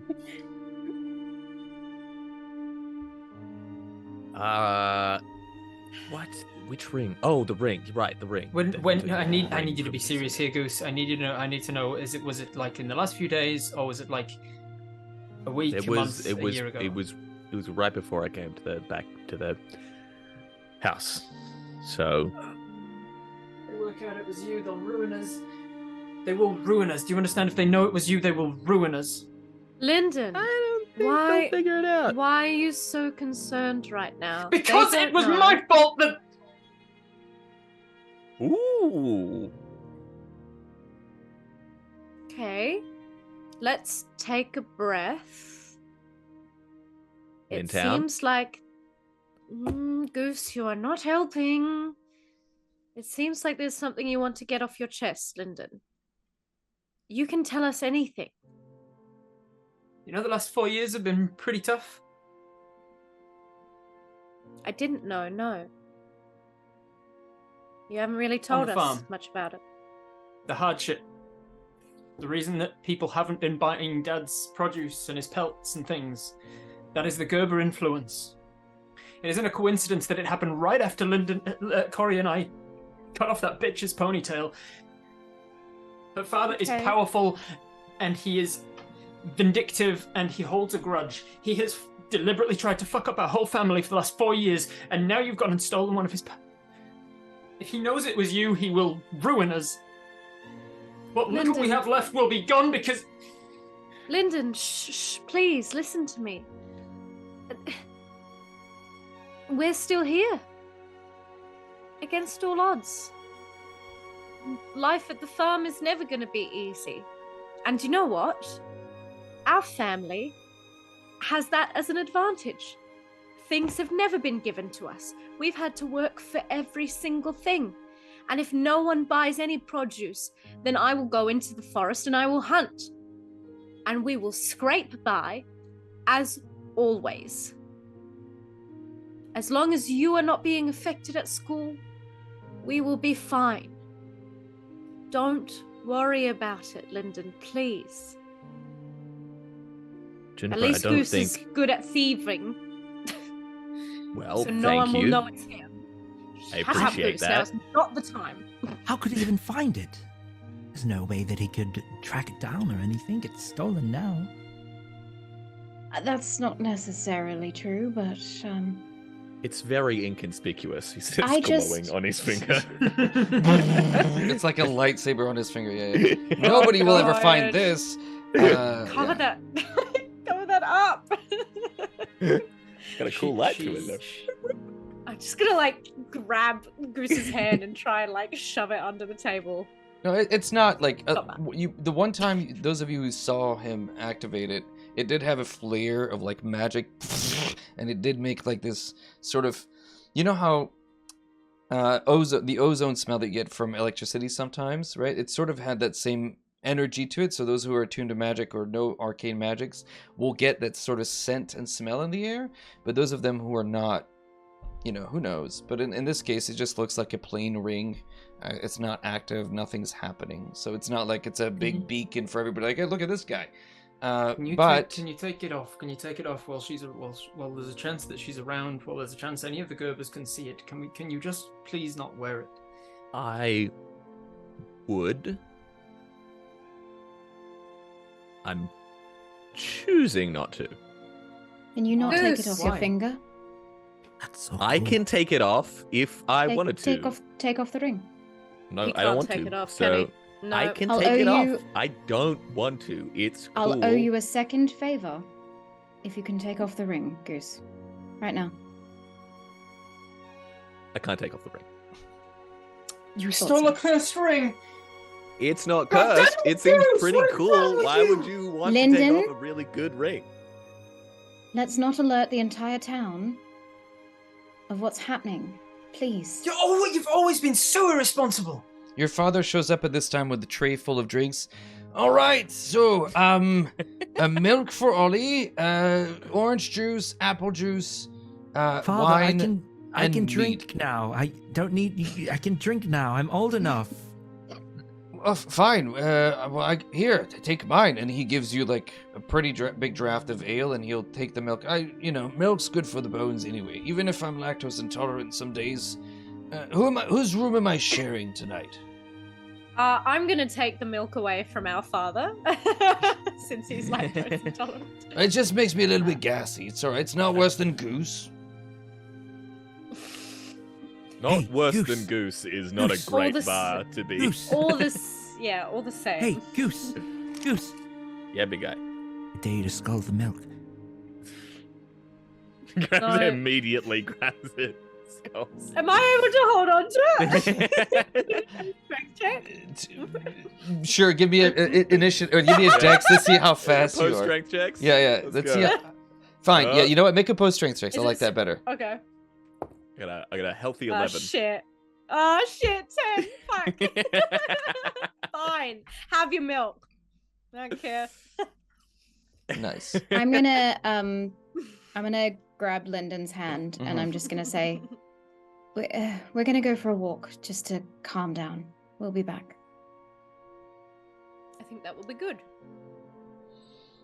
And as you begin to leave, you can hear your father tell the others, have I told you the time when, Ispin and Yes. I, and he, Yes. yeah, he retells a story that he said 50 times. We already know from that intro which story it's going to be. Yeah, exactly. Yeah. Lyndon Is and the tone. Lyndon and Corey, Yeah. you guys leave the tavern. Corey, do you look like yourself again, or are you still looking like this other person? Once we get far enough away, and it's just Lyndon and I walking through the town, I think I'll drop to my normal. Okay. You guys are far enough from the tavern. There's some. It's not a big village. There's like the market that's not crazy far away. There's the old bridge that extends over the wharf that you can see as well in the distance. There's Yeah, I think we Thornwall head to Keep. the bridge Okay, perfect. just to stand there and watch the water. Do we need to talk? I'm sorry. I shouldn't have yelled our business out. He's such an idiot. He's such an irresponsible idiot. Yes, but I don't think this is about this, Lyndon. You haven't been right since we got into those fights in the forest, and to be honest, Goose steals things all the time, and I know it's Cassandra's family. It's scary, I understand, and they could ruin us, but we're not planning to go back to the school anyway. And our family has been able to survive, so that's what's scaring me, what is this really Corey. about? That's what's scaring me. You know what they're capable of if they find that we're defecting. They'll come after us. I know it was all talk, and I was excited when we were coming up with the plans to start a new order. I realized how little I know. Once I was put into a situation where I had to look at real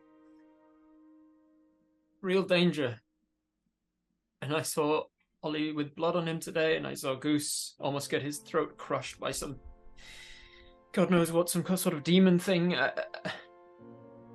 It was real, and then I realized that those monsters would be nothing compared to the wizards that come after us. Yeah. You don't think I'm scared too, Lyndon? I don't know, Corey. You never look like you are. What's the alternative? We continue living in a world where we get mistreated, where magic is gate-kept by people who don't use it correctly? Yes, we're at the beginning of our journey in terms of magic, in terms of what we can achieve, but every step forward means that we're going to get better. Whoever comes after us is going to be met with unbelievable power when we're done. But we have to get through the scary stuff to get to that point, you understand? So yeah, it's terrifying. And our family do stupid things. But we, you and I, cannot lose our cool like that. Yeah, I'm sorry. It got to me. Cassandra got to me, and I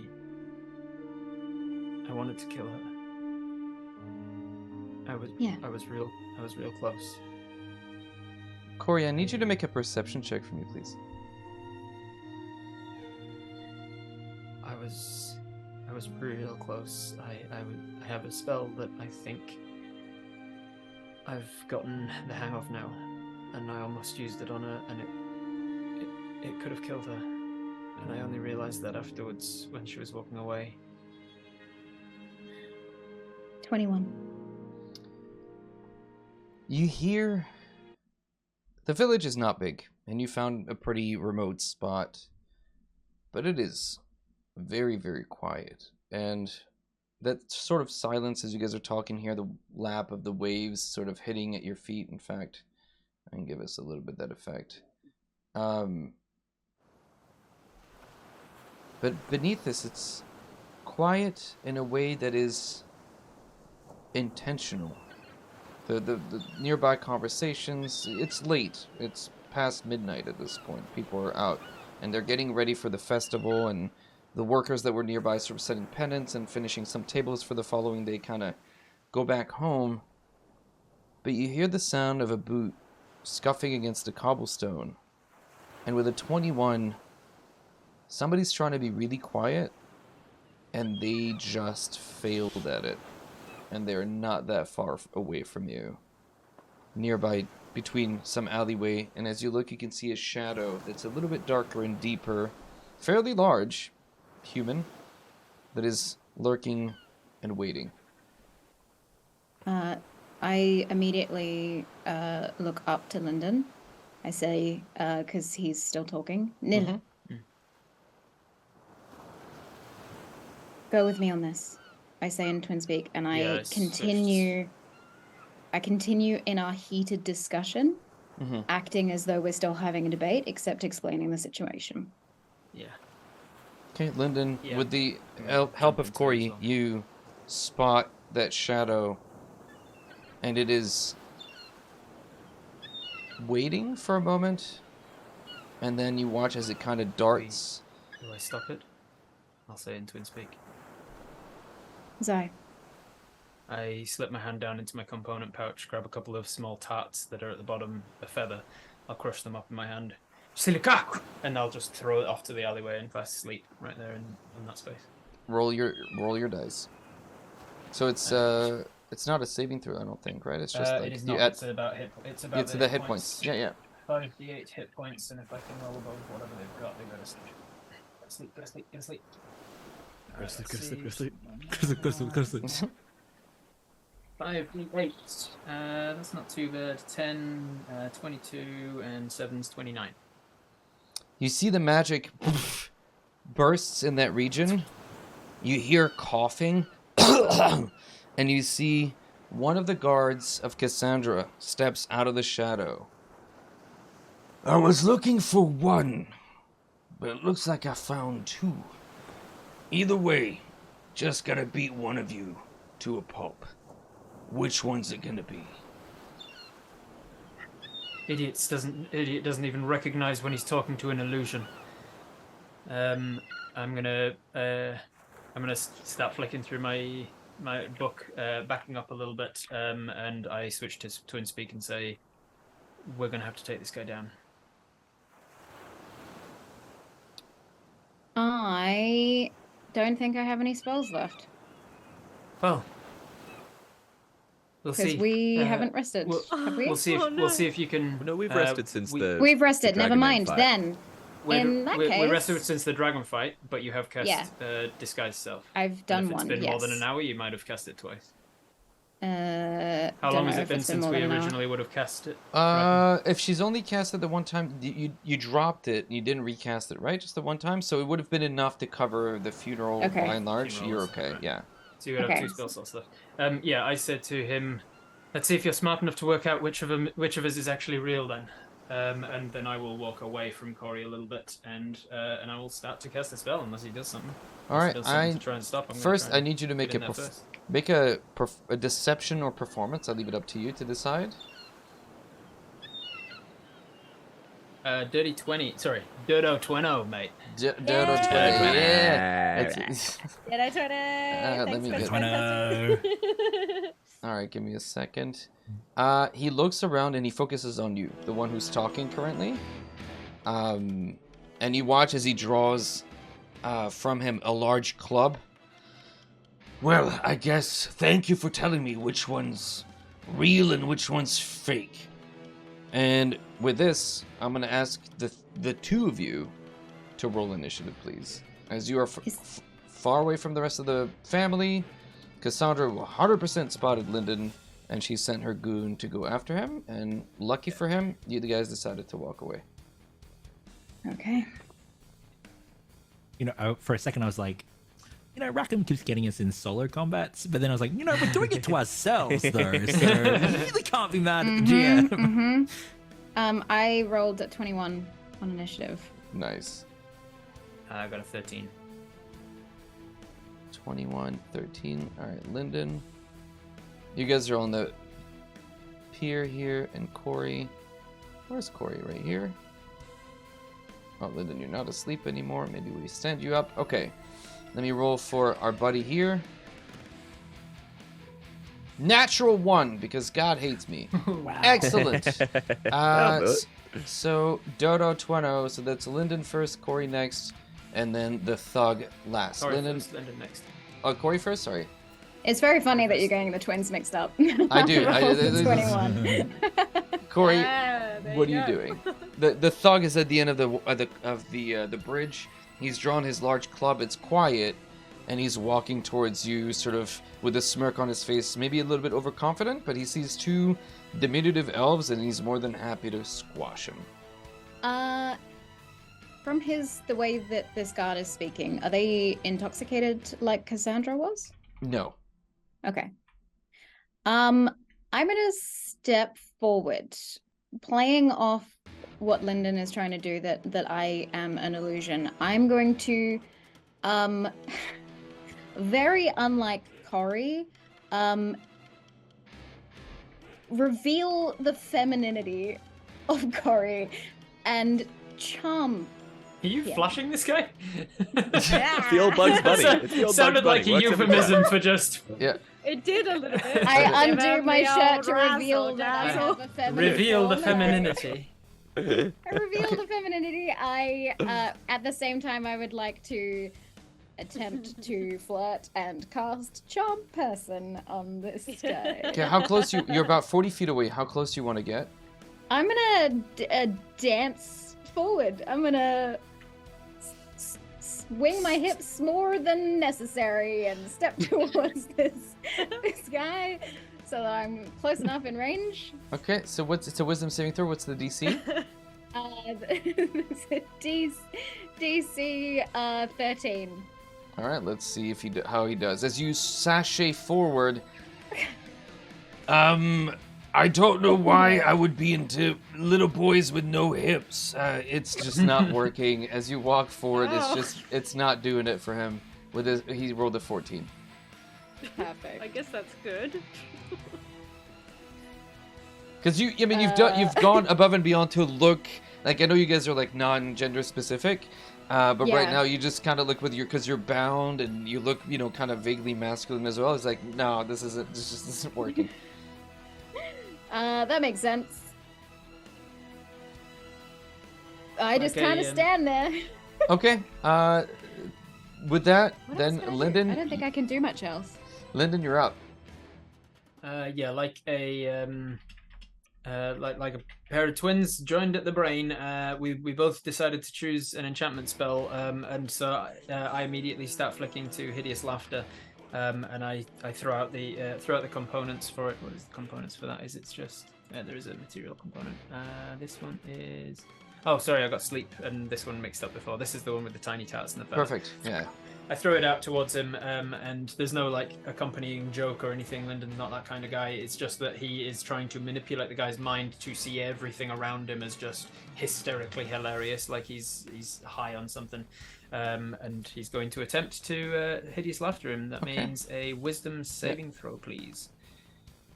Natural 13. 2. And as 13. Sweet. he begins to laugh, but wait, it's not possible for illusions to cast. What is happening? And he just starts to sort of laugh, but like this sort of nervous, almost bubbling laugh, and he's really unsure as to what's happening right now because he knows that much, at least from being around Cassandra. Illusions should not be casting magic. Pretty powerful stuff, isn't it? I guess you chose the wrong one. Come, illusion. Let's leave, and I'll turn and start to use my movement to get as far away from him as I can. Okay.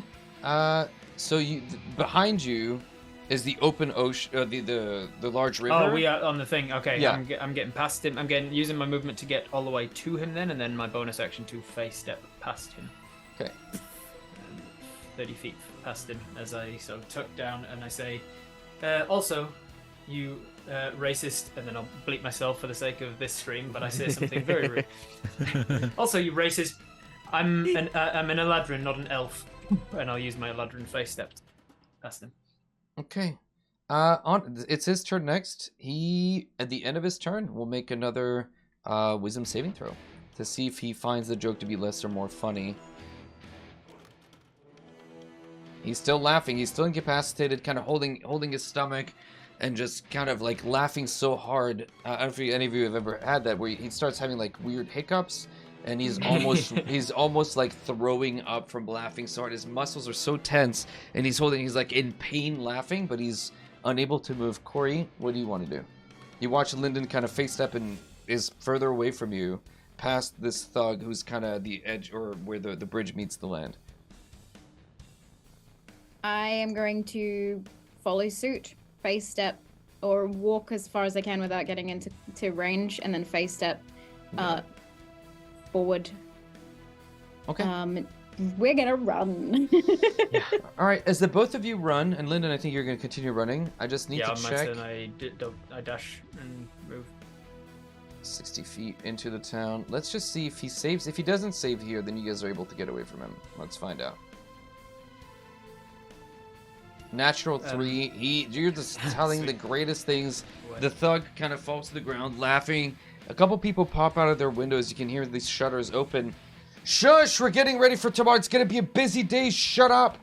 I can't. This is so funny. And with that, both of you eventually and safely make it back to the tavern. As we get there, out of breath, I'm just gonna turn to Lyndon and I'm gonna say, I've changed my mind. I think we do need to kill her. Yeah, I think we might. Yeah. Not tonight. But we should talk about that. You when they come back, Escalating. how drunk are Goose, Junie, and or Ollie? Ollie's probably very drunk. I'm gonna roll for it. All right. Save. Yeah, I've put it in my character notes, but Junie does not handle alcohol well. Nice. So I think maybe she is nursing her glass. Okay. But like it's very clear that she is like not really partaking. How'd you Goose is do? half drunk. He's Nice. 10. I rolled a 10. Just half. Just 50%. Right. How about Ollie? Are you wasted? Yeah, Nice. go on. You're super wasted. I'm very young. Yeah, everyone else is Highway. drinking. I'm having, and it's good. So. Okay. Are you a happy drunk? Are you a sleepy drunk? Another! Okay. Goose I- keeps I will putting have drinks another! in front of him, and Juniper keeps taking them Thank away. you. Yeah, I'm just gonna be putting some water in front of Ollie sporadically. I don't need that unless it's vodka, right, Goose? And This is vodka. Oh. Do I need to roll decision? and your father's Very there kind smooth. of enjoying being out with his kids who are kind of like wasted and putting on a show. Yalma is trying to convince you to go on stage and sing, Goose, or tell a story or something. But as the night progresses, nothing else happens. You guys are enjoying each other's company. And unless there's anything anybody wants to do, or specifically... Yeah, I guess Corey and Lyndon came Kiss home gorgeous Yes, they did. George. at a reasonable time, right? Like they weren't Yeah, they didn't- we went Yeah. out that long. We Yeah, came back. Right. I don't think Corey goes to say anything. I'm unsure about No. Lyndon. I'll look to Lyndon and just be like, No, Lyndon's not in the mindset to say anything about anything. Ollie's gonna walk I up think to then someone we random. retire. And I say, probably Yeah. go to bed. Are you George? Yes, at some point I do remember to tell Corey about the mask and say like, yeah, it seems like it's awoken. Mother used to have it apparently, and it would help her change into animals. And it seems like whatever happened with him falling asleep, he has that access to that now. I don't know if we should tell him. Of course he does. What. Special little baby child. Of course he does. I'm assuming we don't hear this. No, this is It's we probably- went inside to our bedroom for this. it's- Just you guys. Yeah, and you see Ollie is like approaching this random old man, and you ask him if he's George. Are you George? Am I meant to kiss you? No, I'm not George. That's George. And he points to like this crab statue that's like by the wall. No, that's a crab. Right, it's George. It's Gotta just- kiss the crab, Ollie. Gotta get up there and kiss it. That's George, Kiss mate. the crab. That Gotta crab kiss is gorgeous, George. Yes. Oh. Everyone kissed it. And We all besides, kissed Thought it. it was... besides thought it was gorgeous this- George is this guy. fancy. Yeah. Okay, well, here I go. Wow, like stumbles up to the stage. Come here. Mwah. I did it. Yeah. Yeah. Well, Weird his amount of head is gusto, going- bud. Nice. His head And is then going to be Ollie just sore tomorrow. Falls backwards and lands on the stage. Mm. All right, big guy. And That's Goose my picks cue. him up, holds him up, and drags him, not very kindly upstairs. He like drags him like from the shoulders and lets his like feet like. yeah. Eventually, the five of you and your dad, who crashes in somebody's bedroom, presumably not the one wherever Goose is, because Goose is going to have pretty terrible gas all night, Yeah, but they have that. It's hereditary, so it's like, True. I just feel like it inconveniences me because I feel like it was me and Goose in a room, so now it's like plus the gassy father as well, right? They chose to swap with Yeah. Ollie, right? Because Corey asked him to. Yeah, so it's you and Ollie, and your dad will be like also crashing in your room, but he comes in much later than you. Either way, the next morning comes. All of you are fully rested. You've gotten your long rest. You get all your stuff back. And it isn't exactly morning anymore. You guys kind of sleep in a little bit from the alcohol, from the exhaustion, from the road trip. And when you come to the following day, you can hear outside the laughter, the celebration as the festival is in full swing. You can hear shouts of different sites. Come and test your strength. Come to the fishing competition. Pie eating contest. Pie eating contest. Just a bunch of different people crying out for different contests and events that are happening across town. You know that the big finale, however, is the reenactment of the battle from hundreds of years ago on High Hill, and everybody will want to attend that, and in fact Goose will be participating in that at some point. But between now and then, there are different games if you guys want to play. There's the festival to explore and enjoy. It's up to you guys to decide what you want to do. Goose joins the pie eating festival, the fighting contest, just so that he can get a pie and like freeze hangover. He just eats one and then he's like, all right, I'm out. That's it. I just wanted a pie. Well, there's an entry fee to all of these things. They're not free. Oh no. Got to eat enough pies to warrant the entry fee. Yeah. You're like, how much is a pie? How much is the entry fee? Divide the two. That's how many pies. I think just quickly before we get to the festival, I think that Corey's going to turn to Lyndon and say, we have to make sure that Cassandra, if she runs into us, thinks that we're not bothered at all by what happened last night. Agreed, yes. So we have to have the best day that we possibly can. Okay. Good. Goose. Meanwhile, like I got up early to finish off that last potion that I didn't do the other night. So I rolled a 17 on my Arcana check. Nice. Goose, it's going to be quite an odd question, but could you do my makeup? I've never worn any. Of course. That is like 90% of what I did on the road.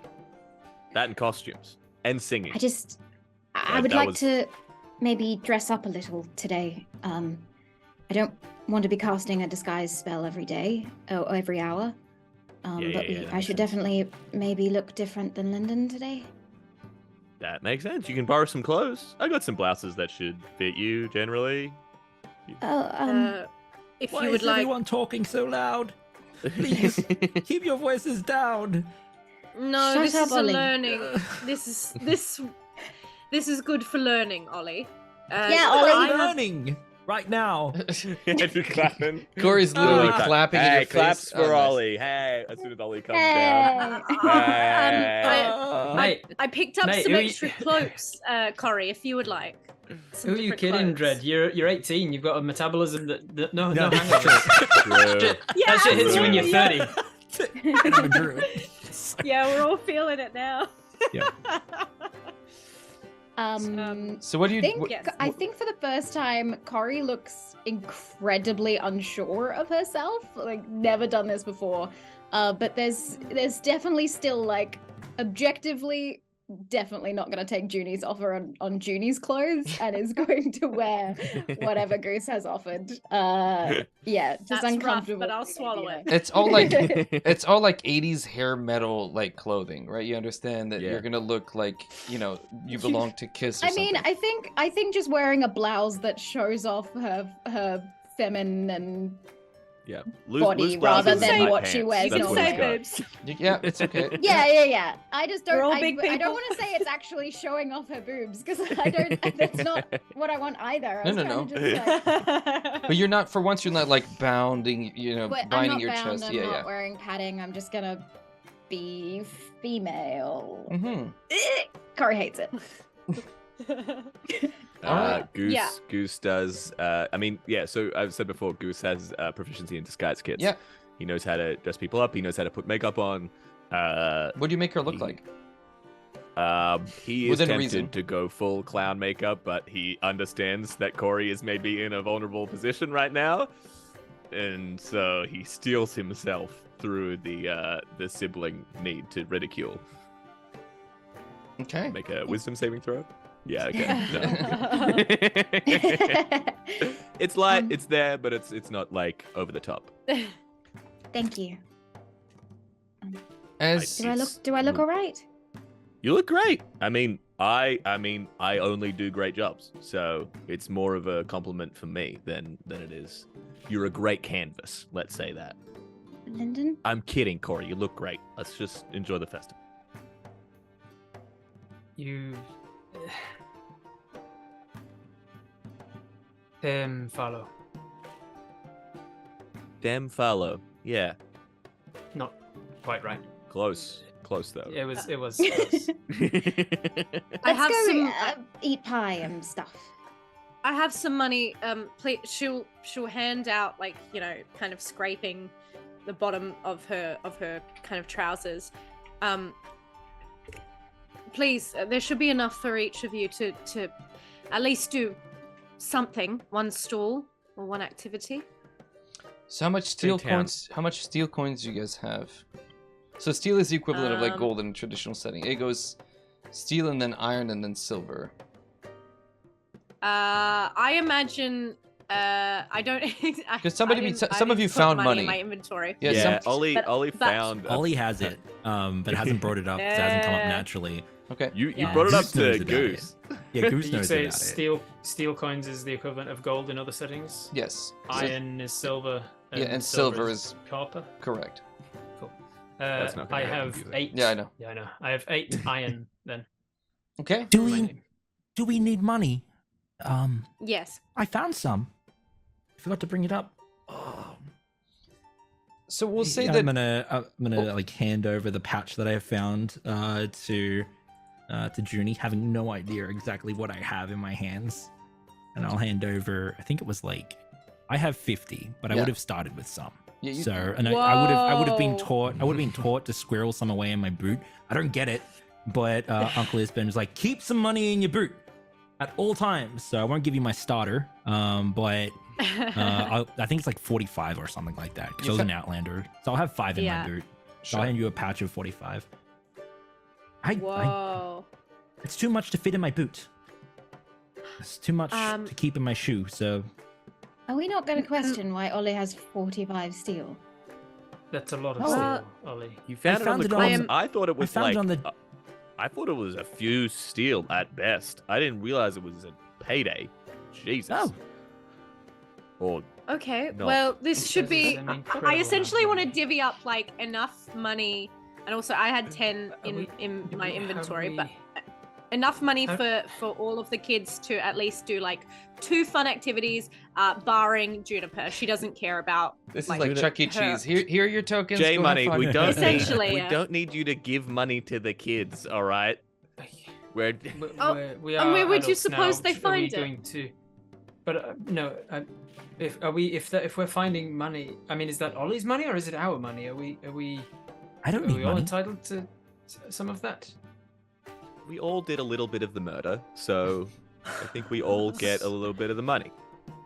So can we I think count how June- much it is? I can divide it for us. Well, Properly. I think it would be better to just each have a bit of the money, go and enjoy ourselves today. This is a festival, after all. What about and fathers? What? That's what Whatever Lyndon left said. you can keep, Ollie. So regardless, let's say Okay. just to make it easy, so we're not tracking coppers and bits and pieces. Each Yeah, I one don't of want to do you. the math. Yeah, no. Each one Yeah, of you yeah, can yeah. spend like a steel piece will be enough to do whatever games you guys want to do. Like there's really not. Otherwise, we're talking copper and like I don't want to really track it. You're giving us an allowance then, Junie. Is Junie the party fun keeper? Makes sense. Well, I'm where the money, like any income that's coming from the farm, and if you guys do have like a stipend at your college, I would imagine that it's maybe coming from the farm. So if you guys can, you would have started each with about 5 steel in your inventory, so you can mark it off of that, and then we can revisit the money after. I'm not super concerned about it, but there are. I love that it threw all of the siblings into turmoil. Yeah. The idea that we have to money split money was like, oh, this. I know. Suddenly, this actually got a lot more tense than any other D&D party I've been in, because there's so much more implication to the like. Yeah, I only didn't want to take a stipend from Juniper. I'm like, yeah, I didn't want to get pocket exactly. money from someone I who's didn't get like you're not my equal at mother. this age. Yeah. Ollie doesn't even know the value of money. They're just like flat discs of metal. Yeah. So Y'all, when you're sick, when you need help, I would say don't come crying to me, but actually Juniper thrives on it. So Goose is gonna go out, and he's gonna try going to maybe because with a big festival this size, there's like the games and there's like the festival games, but there's also usually like some people in a back alley playing some dice, maybe like playing a little bit of gambling. 100%. Yeah. There's like but these are the people that set up like the festival who are like sort of the builders who are tired and they're just hanging out and they're just definitely chucking dice. And amongst them, so there's a card table, there's dice games. At the card table, taking a little bit of a break from the prep, you see the dwarf, Cudgel. She's really good at cards, and you can see as she's cleaning them out like round after round of their money. So there's definitely dice games, or there's card games. In terms of other things that are nearby, I guess we could start with that if that's what you want to do, Goose. Sure, I'm gonna gamble some money. So do you want to play cards or do you want to play dice? Let's play cards. So this is going to be because it's easier that way. We're going to use dice, and this is going to get played in 3 rounds. I need you to pull out D6s for this. Wonderful. D6s. D6s. You're gonna need 3 of them. Of course, the concept of money gets even worse by the idea that the irresponsible sibling goes Immediately gambling gambling? immediately. Right? Yeah. And you wonder why Juniper needs to keep a tight rein on the money. I've got a system. You don't understand. Oh my I got a system. Oh God. my All god. in. It's just like... So If you lose, you double it the next time, and then you're Yeah. gonna win, and you get back what you lost the previous time. Can't lose. Yeah. Can't lose. Mathematically proven. Here That it- is how. Theoretically, that does work if you have Called the infinite money. Goose Theorem. if you have infinite money, yeah. Brilliant. So this plays in 3 rounds, Goose. You're gonna roll a d6, and Cudgel's gonna roll a d6, and every round there's going to be buy-ins. So I don't know. Let's say you have like however much money. You have 5 to start with, 5 steel, and this game has no upper limit. So it's really going to be up to you whether or not you want to spend all your money. So the first round you roll a d6. You decide if you want to bid, continue, or whoever bids and follow. And the aim is to get the highest possible score. Right? Okay. all right. You'll have the opportunity after each round to try a sleight of hand check to cheat. And if you do so, it's contested roll. If she catches you, or if they catch you, the other players, then they will 100% throw you down into the prison, the jail, where you are intimately familiar with certain benches. Yeah. Alrighty. All right, so she will go first. Okay. I won't tell you, of course, what the die is. You can roll yours. Alrighty. And she'll bet. So the opening bid to just enter is like, we'll say a steal now. Right, well, I'm off to a good start. And she'll put in a steal. Goose puts in 3.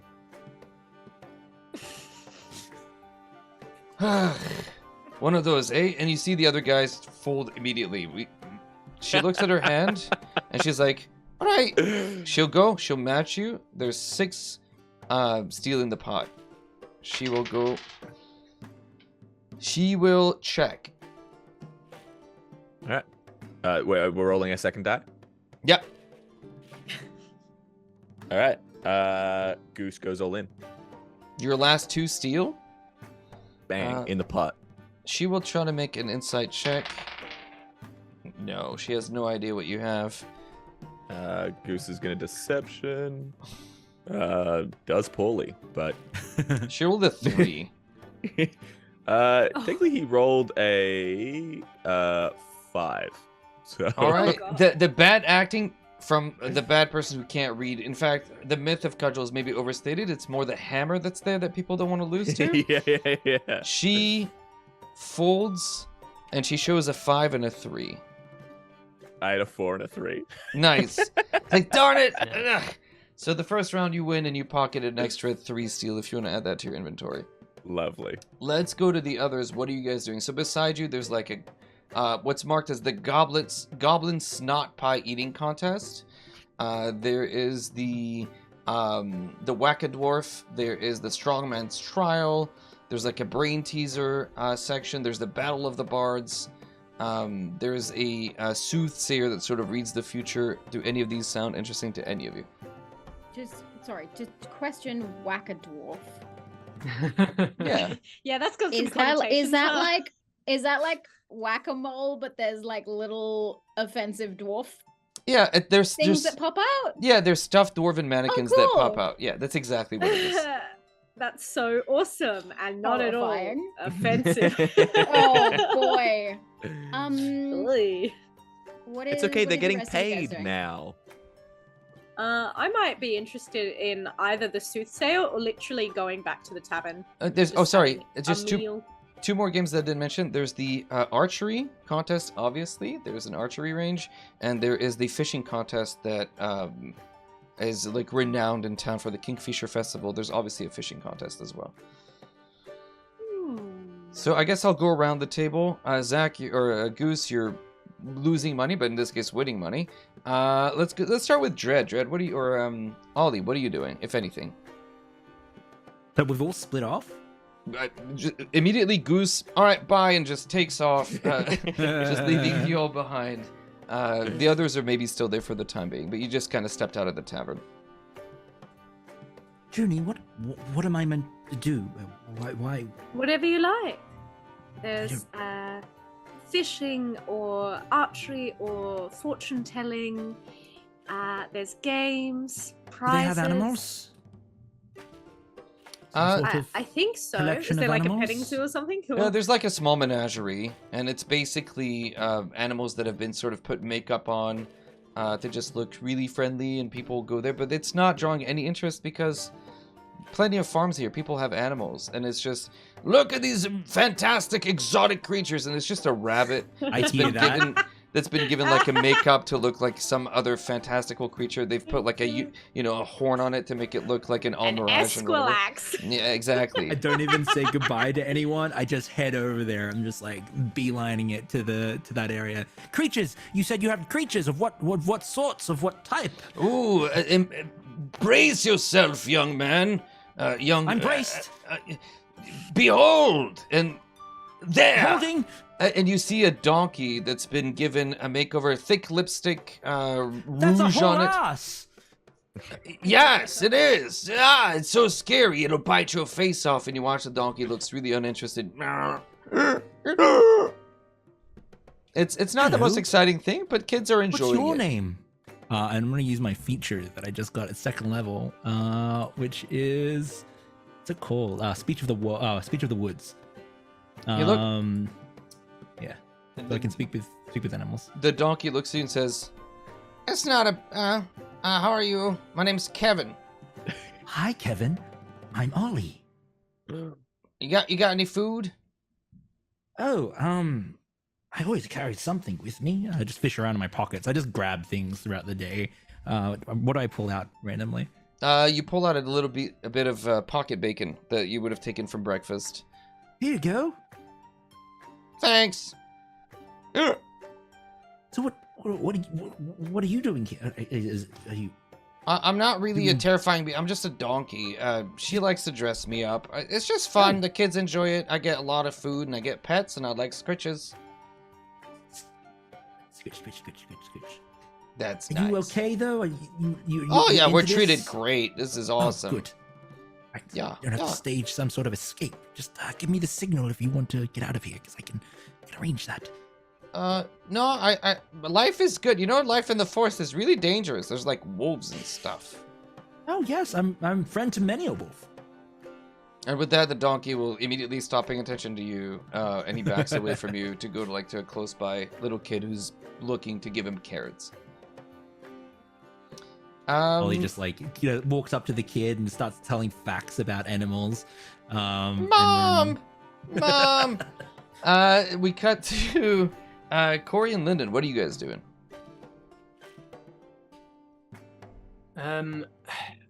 We are wandering around together. We are looking at all of the things that are on display and everything that's available to do, the events and whatnot. But we're also people watching big time. We are specifically looking out for anybody that seems to have magic items, money that they're flashing about, rings, wands, scrolls, anything that we would be interested in. What the family don't necessarily know is that Corey and Lyndon are a little light-fingered themselves. They may have picked up bad influence from Goose, in particular when it comes to magic items. So if there is anywhere that's selling magic items, anybody that seems to be flashing them around, then that's going to draw our attention. So there are a few coins, and there's the prize booth, where whenever you compete in a contest, you win these tickets that you can then trade in. Really Chuck E. Cheese. There are potions. There are certain little medallions and coins that definitely radiate magic. And the trophy for the winner of the fishing contest, the trophy is itself also radiating magic. It's not like great overwhelming. It's like a little bit of aura, some minor effect that gets consumed. So they're consumable magic items. But those are the only magic pieces that you see. Of course, as you're walking through, you see Sabian, who's out and about, will also radiate magic. Cassandra, who is also in town despite her proclamations and walking with guards, and you see that her sword, her necklace, and her earrings all radiate magic. I think we're staying away from her, and Okay. I think that we'll Nepo we'll babies, man. avoid being avoid being seen together by her specifically if we have to, but we're not worried about that too much. She's busy arguing with one of the vendors. She's like, no, I spent the steel coin and I deserve... It doesn't matter who's playing. I'm going to have my god. She's arguing. She's like going full Karen mode with like one of the vendors who's like a teenager. It's like, I just work here. The prize table then, the potions and the smaller things that could fit into a pocket relatively easily, are they, how well guarded are they? What sort of defenses have they got around? Other than this delightful old woman who is can't see very well. You see this grandmother who's like kind of cutting a pie for nearby people. There's nobody else watching it because by and large, people in Vogler, surprisingly honest. So she's not really watching the prizes. Okay, cool. Easy enough to do then. I will cast my mage hand. I will I'll tell Corey in Twin Speak to distract the woman, and I'm gonna half-inch some of these potions. Okay, give me a perception check to start. I will do so. That is a 10. Perfect. Yeah, give me a sleight of hand, and I'll give you advantage on it. Oh boy. Thank you. With advantage, that's a lot better. No, it isn't. It's not great. 11. It's not the worst. It's But, enough. The old woman is distracted talking to Corey about... What type of pie is this? This is my world-famous rhubarb strawberry pie. Would you like a piece? I would indeed. All right, dearie. Don't cut yourself. Oh, no, wait. I have the knife. And she's cutting a piece for you. Serves it to you on a small napkin. Smells really good. And you see this mage hand. Roll a D4 for me, Rob. I mean, D4. Lyndon. No, Rob's correct. I don't think Lyndon's rolling D4. 3. What you pick up is a small coin that looks like it's made of chocolate. On it, there's a, it's coated in like gold paper, which is worthless, and it has a depiction on it. It looks like a leaf, and it radiates magic. You can write down in your inventory a ducat of luck. How are we spelling ducat? D-U-C-A-T. U-C-A-T of luck. Wonderful. I will. I'll try and study that a little bit later, but I'll give. You can. I'll tell you what it does, so that you don't have to. This isn't. Yeah. It's fine. It grants a reroll once you consume it as a bonus action, just like a potion. Mm-hmm. It grants a reroll in any ability, saving throw, or spell attack, or attack roll. Like it's Wonderful. basically sort of a advantage. Like I would do the thing, eat the thing, and get the reroll, or I do it and then like for the next X amount of time I get Just reroll. one time. So like you would do it, and then you Consume it before or after the. either the before or reroll. after. You decide. Yeah, Okay, cool. that's fine. Cool. I will also. No, is the old woman selling the pie, or is No, it for she's free? just giving it up. Perfect. No worries. I'll eat the pie. She's really, really nice. I just You wanted wanna to check because There's trying no not to spend any downsides. money. You want to steal the pies that downsides. we said? No. I'm just Oh. gonna have a lovely conversation with this old woman, and eat pie. That's what I'm doing. Yeah, I've been in Vogler my whole life. You know, when I was a little Fascinating. girl, I remember Yes. the first time I attended the festival, and my mother used to make this very same pie, and her mother before her. It's a staple Used to here, put- you know? We used to put the nickels had pictures of bees on them. You say, Yes. And go you know, down to Shelbyville. I get in trouble for touching a mystery obelisk, but you guys are okay eating mystery pie. Same thing. Just same thing. No. Is it the same No. thing? Is it? No, it's is Pie not. it, from is a it in any pie way the vendor. same thing? she's just Same this delightful old lady who's just like happy to tell you stories of her youth, and she's just, you know, her I will glasses check are her like, neck. yeah, her glasses I are will check thick her as hell. neck. Make a perception check. That It's is a face 19 pie. on the dice. She kind of she's just an old woman, just really Perfect. wrinkled Yeah. human, and she'll tell you, oh, she catches you looking, and she goes, oh, there's nothing there, dearie. They dangled all the way down here, but you know, you're not missing out on much. Wow. Does the old woman think Highly I'm sassy. hitting on Checking her? her out. Yeah, I'm gonna- 100%. Yeah. 100%. You talking to her, there's nobody else around, you're asking about her, she's, you know, if I were 20 years younger, perhaps, but you could do better than me. Oh god, really surprised me. I'm incredibly confused. Corey doesn't flirt. Corey's never kissed anyone. Corey is gonna ask for another piece of pie just out of like panic, and then meet up with Lyndon with a slice of pie. I don't really know what just happened, but I think she thought I was flirting with her. That's I got you pie. revolting. Thank you. I'll take the pie. Well, I'll say I got this. It seems to be a ducat of luck. I've read about them. They're just like a very temporary increase to your luck. Oh.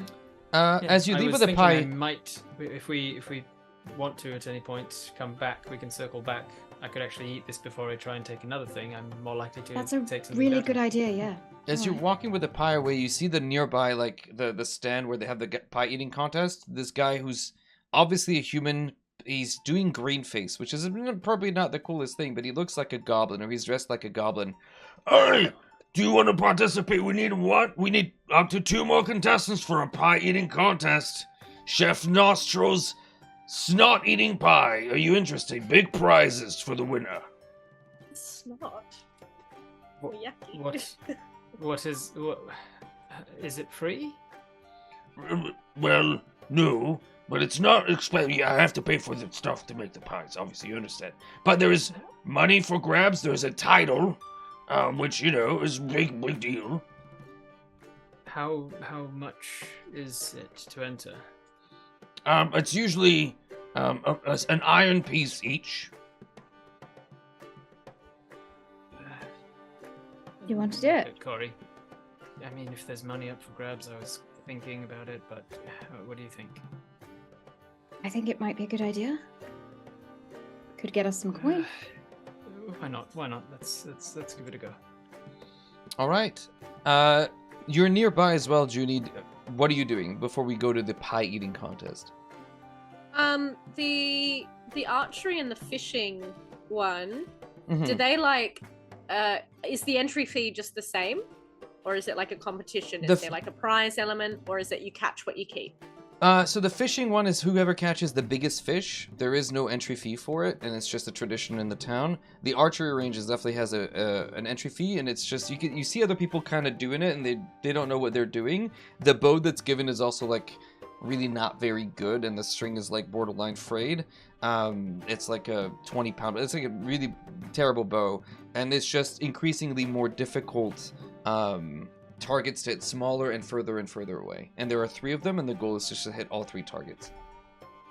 I don't know if any of her siblings are around, but she's just kind of like torn between the two of like, you know, do I do something that's like got no entry fee and just like be able to at least you come away with a fish, or does she kind of like give in to her ego and try and do the archery thing? And she's just kind of like, Ego, you know, ego.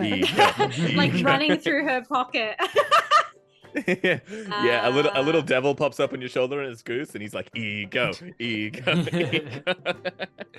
I don't know if that's helpful. I think if it's not any stepping reminder on of your Goose scene. is going to be the opposite decision. Yeah, I I don't know. mean, Should I flip a don't do coin ego. or If it's not, if do it's we? not, if it's not stepping on your scene, Alia will come back. These animals no? were Go for it. boring. You okay? Well, Junie? yes, I'm just distracted by looking at all of those archers over there. You should compete. You're so good at No. shooting things. You're always hunting things for us to eat. I mean, what for? There's this fishing tournament that's free to enter, and at the very least, we'd get a fish out of it. Are you worried about money, Junie? No, I just want to make sure that there's enough to go around. I'm going to And use some I of my sh- boot coins, and you're going to shoot. Let's go. I'm going to hook my arm in hers and start to bound over there. You're going to be so good. Oh, okay. Well, let's do some archery then. All right. If you must. God, I hate him. It's like the classic mum thing of like, oh, it's the Marge Simpson of like, you know, okay, I'll buy it. It'll be good for the economy. I'm gonna reach down in my boot. I'm gonna take out the entry fee, which the coin is incredibly sweaty. It's been in there since the whole time we'll be playing. Disgusting. Nice. You see this this woman is dressed with like some feathers in her hair, some branches. Leaves her best interpretation of what a dryad might be. And as she stands there, she takes her. She kind of looks grossed out by the coin, but she will take it. Which of you two is competing?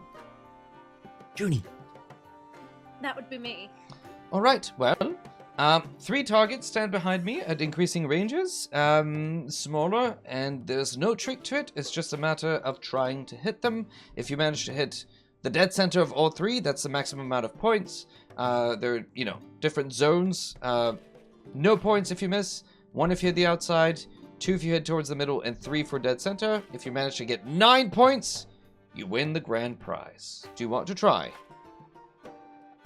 Absolutely. All right, she hands you the bow and arrows that are there. Am I able to use my own? I don't see why not. You got this, Junie. So, Be easier than, getting out rented equipment. Imagine the target's a goose's face. the closest one is really the hard. The first shot is DC 10. And Like- seeing the face, it's like, oh, I'm sorry, I thought that'd be funny. I'm still learning the joking No, thing. no. I don't want to shoot Goose in the face. Sometimes he You guys needs a fight good all slap. the time. Slap. Okay. Maybe the arm. Okay. So if you want to make it a Oh gosh, hang on. Quick math. Everyone vamp. Oh, vamp. Do it. No.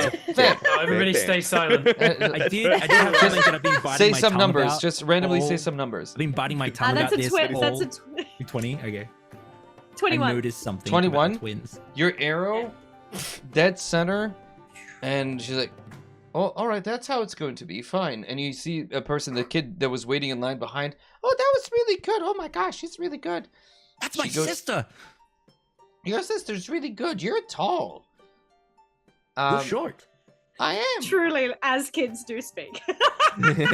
I'm 7, and with this, she pulls I'm the arrow. 18. She pulls the arrows out and put it. You're old. Are you gonna die soon? Probably. Well, it was nice. I was No. bleeding from the neck yesterday. Oh, But no, not wait, that- that's... Is Godswin there competing? Godswin is not there. But we'll get to Godswin in a moment. But Get to him. Godswin is not there. But the kid is enthralled and asks you all manners of question of where you're bleeding, why you're bleeding, and he thinks it's the coolest thing. Junie, Dream wolf bit me in the neck. what? That's Yes. amazing. You tell the best stories, tall man. That's gonna die soon. The second shot is a DC 14. Oh, well, will a 24 do it? Yeah. Oh my god. As you shoot it, it pierces right through the target. The woman's like, Oh, fuck. right, okay, note to self, maybe don't allow other people to just use their bows. Okay, she takes like a solid minute pulling the arrow that's embedded out of the target before bringing it back to you. All right, well, and Pay you attention. watch You're about to witness greatness. as on the back, this thing is dangling from a rope, and she quote-unquote accidentally nudges it with her hip as she's walking. She's like, all right, well, you have only a few seconds to try to hit it. And she made it harder because you're killing it. She doesn't want you to get the 9 points. The DC jumps from 10, 14 to 20. Oh, no, I don't make it. That is a 15. The arrow hits, so it Oh, still hold on. hits, but it's... Okay, Yep, never mind. go ahead. No, never Ollie. mind. No. It's already Don't loose. cheat No, for it's me. fine. That's fine. It That's hits, fine. but on the edge where you still get a point for a total of 7 points. She's like, oh, well, that's really good. That currently puts you, well, currently in first place, but here she rummages about. You get double your entry fee, and she'll pay you back 2 steel. Well Ooh. done indeed. Maybe better luck next time. You just need to practice shooting a little bit more, I think. A little bit more. You want to go again, That- Johnny? No, I've already got the entry fee back. I'm not going to sink money into this, but thank you. You know what? You know Ollie. what Goose says. That you need to risk it What for the does Goose say? biscuit. You need to go all in. You need to. Sometimes you need to roll Why the don't dice. you have a Why don't you have a turn? There you go. I've just earned you an entry, and she'll pass Ollie a steel coin. I don't want to. Have a just shooting, turn. No, It's a game. I'm not good at shooting. Well, that's okay. There's a first time for everything, and this is a game. You don't need to do it out in the wild. Can I use your bow? No, Absolutely. no outside bows anymore. I'm sorry. And she's writing. This lady. She's writing really quickly on like the thing. You must use our bow. Like she's just new rule. It's written down now. It's official. You look down the length of the bow, and it's like all. Do you want to try You know it, what? Ollie? You can use my glove. There you go. Okay, good hold. Come on, give it a go. Give it a So go. you're not proficient in bows, right? I'm not. Okay, perfect. So you just make a straight dex. Yep. Yeah, the first DC is just 10. Okay, here Try we go. not to shoot yourself. I've got this. My arms are wobbling as I try to aim at the target. Like this, Junie. Just breathe. Exhale. Oh god. I got a 5. Nice. As you pull the bow, you let loose of the arrow, and it's all that it does to just barely miss the woman as it hits between her in the skirt on the floor and it pins her dress to the ground. Right, okay, here's your money back. That's fine. Thank you very much for playing. Thank you. And she just like sort Did of I win? ushers you. You are yes. It's your money back. I Yeah, don't there you wanna go. She die. just she I just did gives it. it to you. She gives it back to you. Why is Well she done. standing so close to the range? She was not. She was literally like way off to the Off side. to the side. And the Did you see that kid? I did it. They should take that into account if they're going to be running an archery range. with this, we'll cut to Lyndon, who is trying to do the pie eating contest, right? Yeah. I've spent a 1 iron coin and entered a pie eating contest. On my way up there, I flicked to a couple of my pages of my spell book, and you can see him just like memorizing a spell. Okay. As you make your way up there, there's another human that's sitting beside you. He looks pretty burly, and then Goose, you're still gambling, right? We'll cut back to you in a minute, but Yeah. okay. So as you're standing up there, there's like this Kender, that's up there, the small sort of halfling-looking individual who's sitting around, and he's got a big napkin with fork and knife in his hands. Beside him, this human that looks pretty portly, and then you. And as the chef Nostrils comes out, Well, today we have a special concoctions of a pie eating contest. if anybody's eating at home right now, maybe you want to mute or do something else. The first pie that he brings out to each one of you looks like it's covered in this oozy mold. You can see encrusted in them like eggshells. You can see something wriggling, and it looks like maybe a fingernail. This one is a special. This is, of course, the goblin pie, as we all well know. We collected out in the woods. And, yeah, it's delicious. The stench of it is overwhelming. You watch the Kender jump into it with renewed aplomb. The human is kind of hesitating, but begins to eat. Do you want to... First thing that you need to do first is a wisdom check for me to see how repulsed you are by this. It's just a wisdom check, not a wisdom save. Correct. That is going to be an 8. This pie looks disgusting. If you choose to eat it, you'll need to make a con saving throw at disadvantage. I'm gonna eat it. All right, go for it. Got money on the line. Disadvantage. Yay, and I can't take that 16. I'll take that 3 instead. So for a total of 5. All right, as you take the first bite, you immediately... I have the chocolate. I have the Ducat of Luck in my hand. You can use for it when I feel like I'm about to barf. You feel like it doesn't take long for it to hit your lips. As soon as the taste of this thing hits my lips, I'm like, chocolate. get that taste out. It's not even the fact that it's a magic coin. It's just chocolate. It just makes it taste better. That's better. That is a 15. Nice. In fact, as first you begin to chew, you feel the crunch. It's like Jell-O meets eggshell. It's like a really gross mix. But you push down the feeling and you swallow and you successfully eat the pie. It's not big. It's like a small tart kind of looking thing. The human, I need to roll. Let's see how the human does. And let's see how the Kender does. The human takes a bite, tries to chew through it. Oh my god! And he just cannot. He upchucks. The Kender seems to do fine. That was great. Can I have another? And the chef... All right, calm down. Well done, contestants. I'm sorry, Bruce. Maybe next year, buddy. All right, the next pie.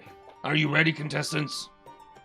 Mm-hmm. Could I just clarify the rules really quick? If at any point any of us throw up, we're out? That's correct. Okay. Yeah, it's whoever can eat the most pies, whoever outlasts the others. Or if you eat all 3 pies, then you both win. Which has never happened, so maybe. Are you ready? Very well. All right. And Special if we both vomit, what happens then? You both lose and I get to keep the money. I see. Yeah, that's right. I don't hope for that. You understand? I'm rooting for you. Of course. Yeah, of course. Great. A specialty Vogler only herring pie.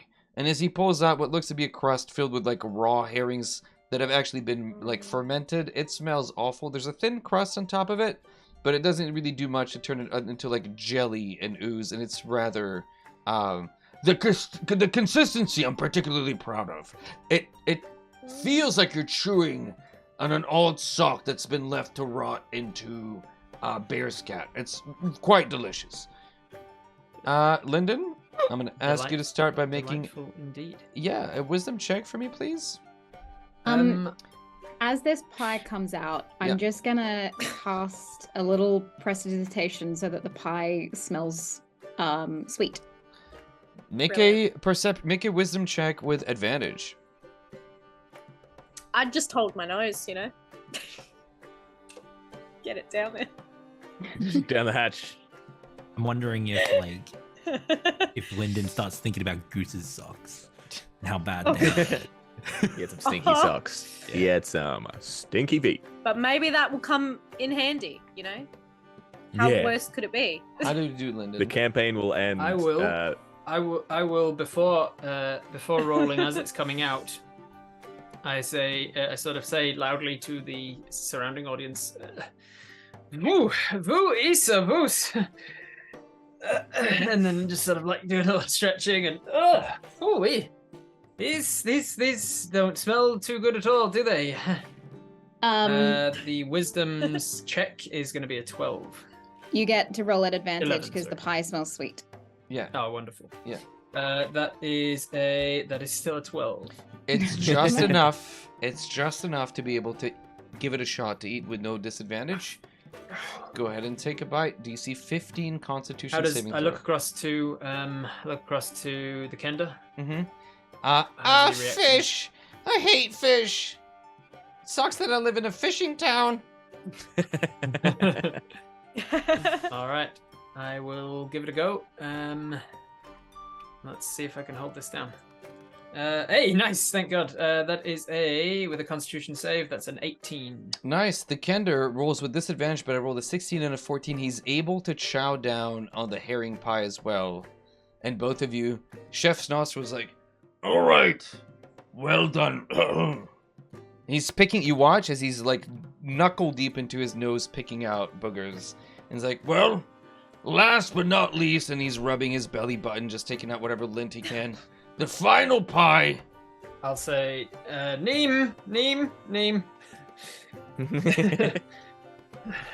This Like, is just looking around. outright booger pie. We harvest the boogers directly out of the animals. If you've never seen a cow with a nasal infection, it's delicious. I saved it for a month into a jar. Let it really sit in the sun and bask, so it's nice Ooh. and pungent. And bon appetit. Own apple tea. Brilliant. Oh, apple tea. all right. Bone up the tea. The Kender, I'm out, and he just gives up and leaves, leaving you. And the chef looks at you. Just one bite and keep it down, and you're the winner.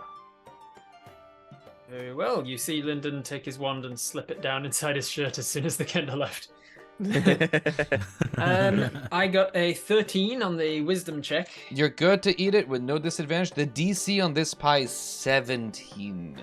17. I got a +2 con save. Here we Come go. on, come on. You know how I do this. Can I Get it down. again try and cause like a nice smell on the pie as well? All right, I'm gonna ask you to make an Arcana check. There's a chance you make Okay. the smell worse because making things sometimes a mixture. Yeah, like when you Makes sense. like when you do the S spray over like Yeah. a really bad Yeah. dog. And you're like, oh.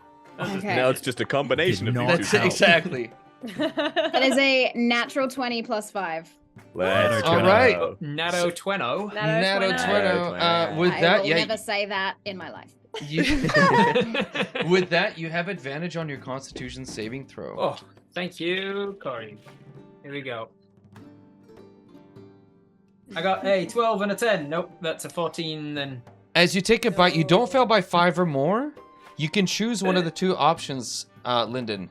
You can choose to vomit, or you can choose to keep it, but become poisoned for an hour. Yeah, I'll go with that second one. Linda needs the money.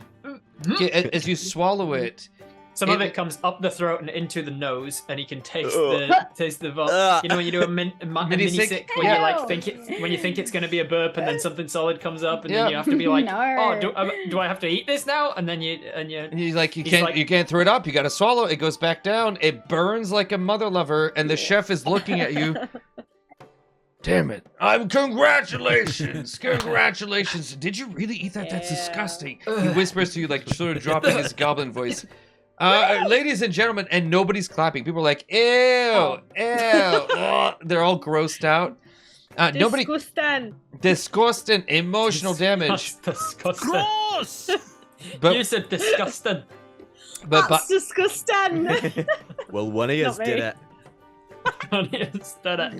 but with It's this, disgusting. you have won, and you're awarded a really crappily made tin crown that looks vaguely like a pie container, and you're handed the entry fees of the others and the prize purse that has been growing all morning because nobody succeeded.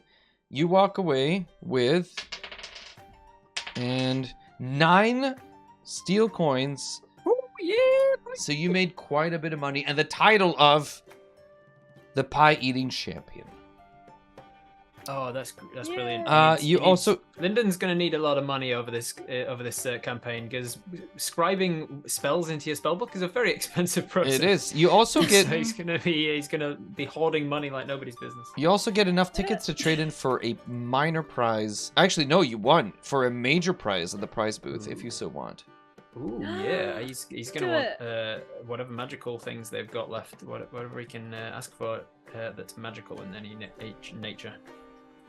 He's also grateful that he didn't have to cast Ray of Sickness, which is what he was going to do on one of his fellow contestants. Nice. Yeah, no need. There is the golden ticket that is still available. Nobody's won it yet. And You I could can get that with my winnings. You can absolutely get that with your winnings.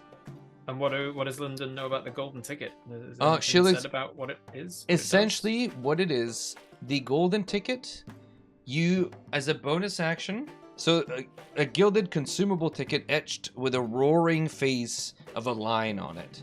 As a bonus action, you can rub the golden foil from the ticket, granting you an automatic hit on your next attack. It's not automatic. Shit, yes. It's not a crit. It's just That's an a automatic good start. hit. Yep, I am taking it. That is brilliant. As a bonus action.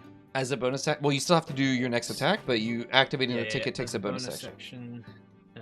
Scratch ticket. It's a scratchy. It is. It's basically a scratchy. That's right. And you get the triple Nice. Don't life. gamble. Yeah. Don't gamble, kids. But in this case, it paid off. We're at about time, but I just want to give a chance to the others who. So Goose, you went first. You're still gambling, maybe, or what are you doing? So, Goose he's won some, he's lost some. He's gambled with a purpose, though. We're left at this table with him and this one other guy. The other guy, he's kind of like angled himself to get at a table with him. He looks like more than just your run-of-the-mill pickpocket. He's clearly been in the business for a little while, and you recognize him. Because you guys, you frequented like some of the same bars occasionally. Because Goose, you know, it's a little bit of a checkered past occasionally. This is Earthshade. Earthshade. Mm-hmm. Goose. Well, he's playing dice now. Goose rolls his first dice and rolls it like very visibly to a 1. Pushes it across the table, and puts 2 still on. Like, I bet 2. Earthshade looks around. All right, well, I'll see the 2 and I'll raise 2. Interesting. He rolls his second dice, flips it back to a 1, pushes it over, puts another 2 steel on. He says, "Are you Earthshade looks around really confused. Earthshade, eyes up front, bud. Yeah, no, I just, you do understand how this game works, right? I understand how the game works. All right, I'll... You know, the Gerber family. Yeah. The Gerbers. Yeah. They fancy themselves the Uth whatever these days, but I know them, yeah. He rolls the final die, but holds it for a second. He's like, if someone was to get on the bad side, right? Mm-hmm. Really piss them off. Mm-hmm. Really piss them off. And someone got nabbed. You mean Where do you like think that? Yeah. Like, I heard possible. Like that hypothetically, right? Hypothetically. I'm not talking about hypothetically, and he taps the silver coins again. Where would they end up? Earthshade. I mean, if like 2 coins suddenly just kind of got added, I think I might know. Well, only fair we roll for the last one. And with that, fair, he'll roll. Oops, it fell down. Oof. I rolled a 2. I rolled a 4. Nice. He looks to you. He'll take the money, Yeah. And he'll tell you if someone, and because there are other people nearby, so he sort of hypothetically try to break into somebody's home and then hypothetically took something and hypothetically somebody was left behind, normally they would end up in jail. I've heard, hypothetically, that person never made it to jail. They might hypothetically still be in that house. And with that, Earthshade will get up and sort of, thanks for the money. Not a problem. You're a good player. Mm-hmm. And he'll walk away. Goose leaves the table. Cool. So with that, as the festival is still ongoing, you can hear the shouts of the fishing contest still going on, and the town crier is now calling soon for the beginning of the reenactment battle. I think we'll leave it here for today. I want to just make sure that we go around the table and say thank you and say all about the things that we can find us. Let's go back to... No, we're on the right screen. Cool. So let's going back around as the festival is still in full effect. You guys have done pretty well. We have a pie eating contest champion. We have some information gathered about certain individuals. Let's start with, what did we end up with this earlier? Rob, we'll start with you today. Hello, I'm Robert Hartley, GM, full-time Dungeon Master and TTRPG player. You can find me doing all things D&D related anywhere on all the platforms at Robert Hartley GM. You can also find me Dungeons and Dragonsing for a comedy group called Viva the Dirt League on YouTube as well. Dread. Hi, I'm Dread GM. If you want to find what I'm doing on the internet, you can Google it. You can follow me on Twitter. You can check out the Twitch channel. You can check out the YouTube channel. Come follow me there and see what I'm doing. I'm a professional voice actor and game master here on the internet, and I'm absolutely blessed to be sitting at a fine table like this. So thank you, everyone, very much. They're a cool bean for sure. And spooky dreams. Zach, where can we find you? Zach Speaks Giant and all the things. I'm on Twitch. I'm on the old YouTube now. What happened at YouTube? What happened on YouTube? I believe recently. I recently acquired a partnership. What? They gave me a cowboy hat and everything. You got a silver play button? Dude, that's awesome. He couldn't wait to say it. He couldn't wait to They say it. branded you. Yeah, they're giving them out that at I'd much different levels. You know, it's more of a vibe now. They're like, Yeah, silver play button vibe. It It just goes- grows inside. It starts off like this. You have like the tiny It's one. vibe based. It's a vibe-based economy now. Nice. I have a YouTube, which I share very silly stories that I find on the internet, as well as my own very silly thoughts. I also have a podcast that's been going for like a couple of years now, called I Speak Giant. You can find that wherever good and bad podcasts are sold. Awesome. Thank you. Next, certainly not AJ. What? Hello, I am AJ Winters. I am a dungeon master and world builder from Winter's Tales.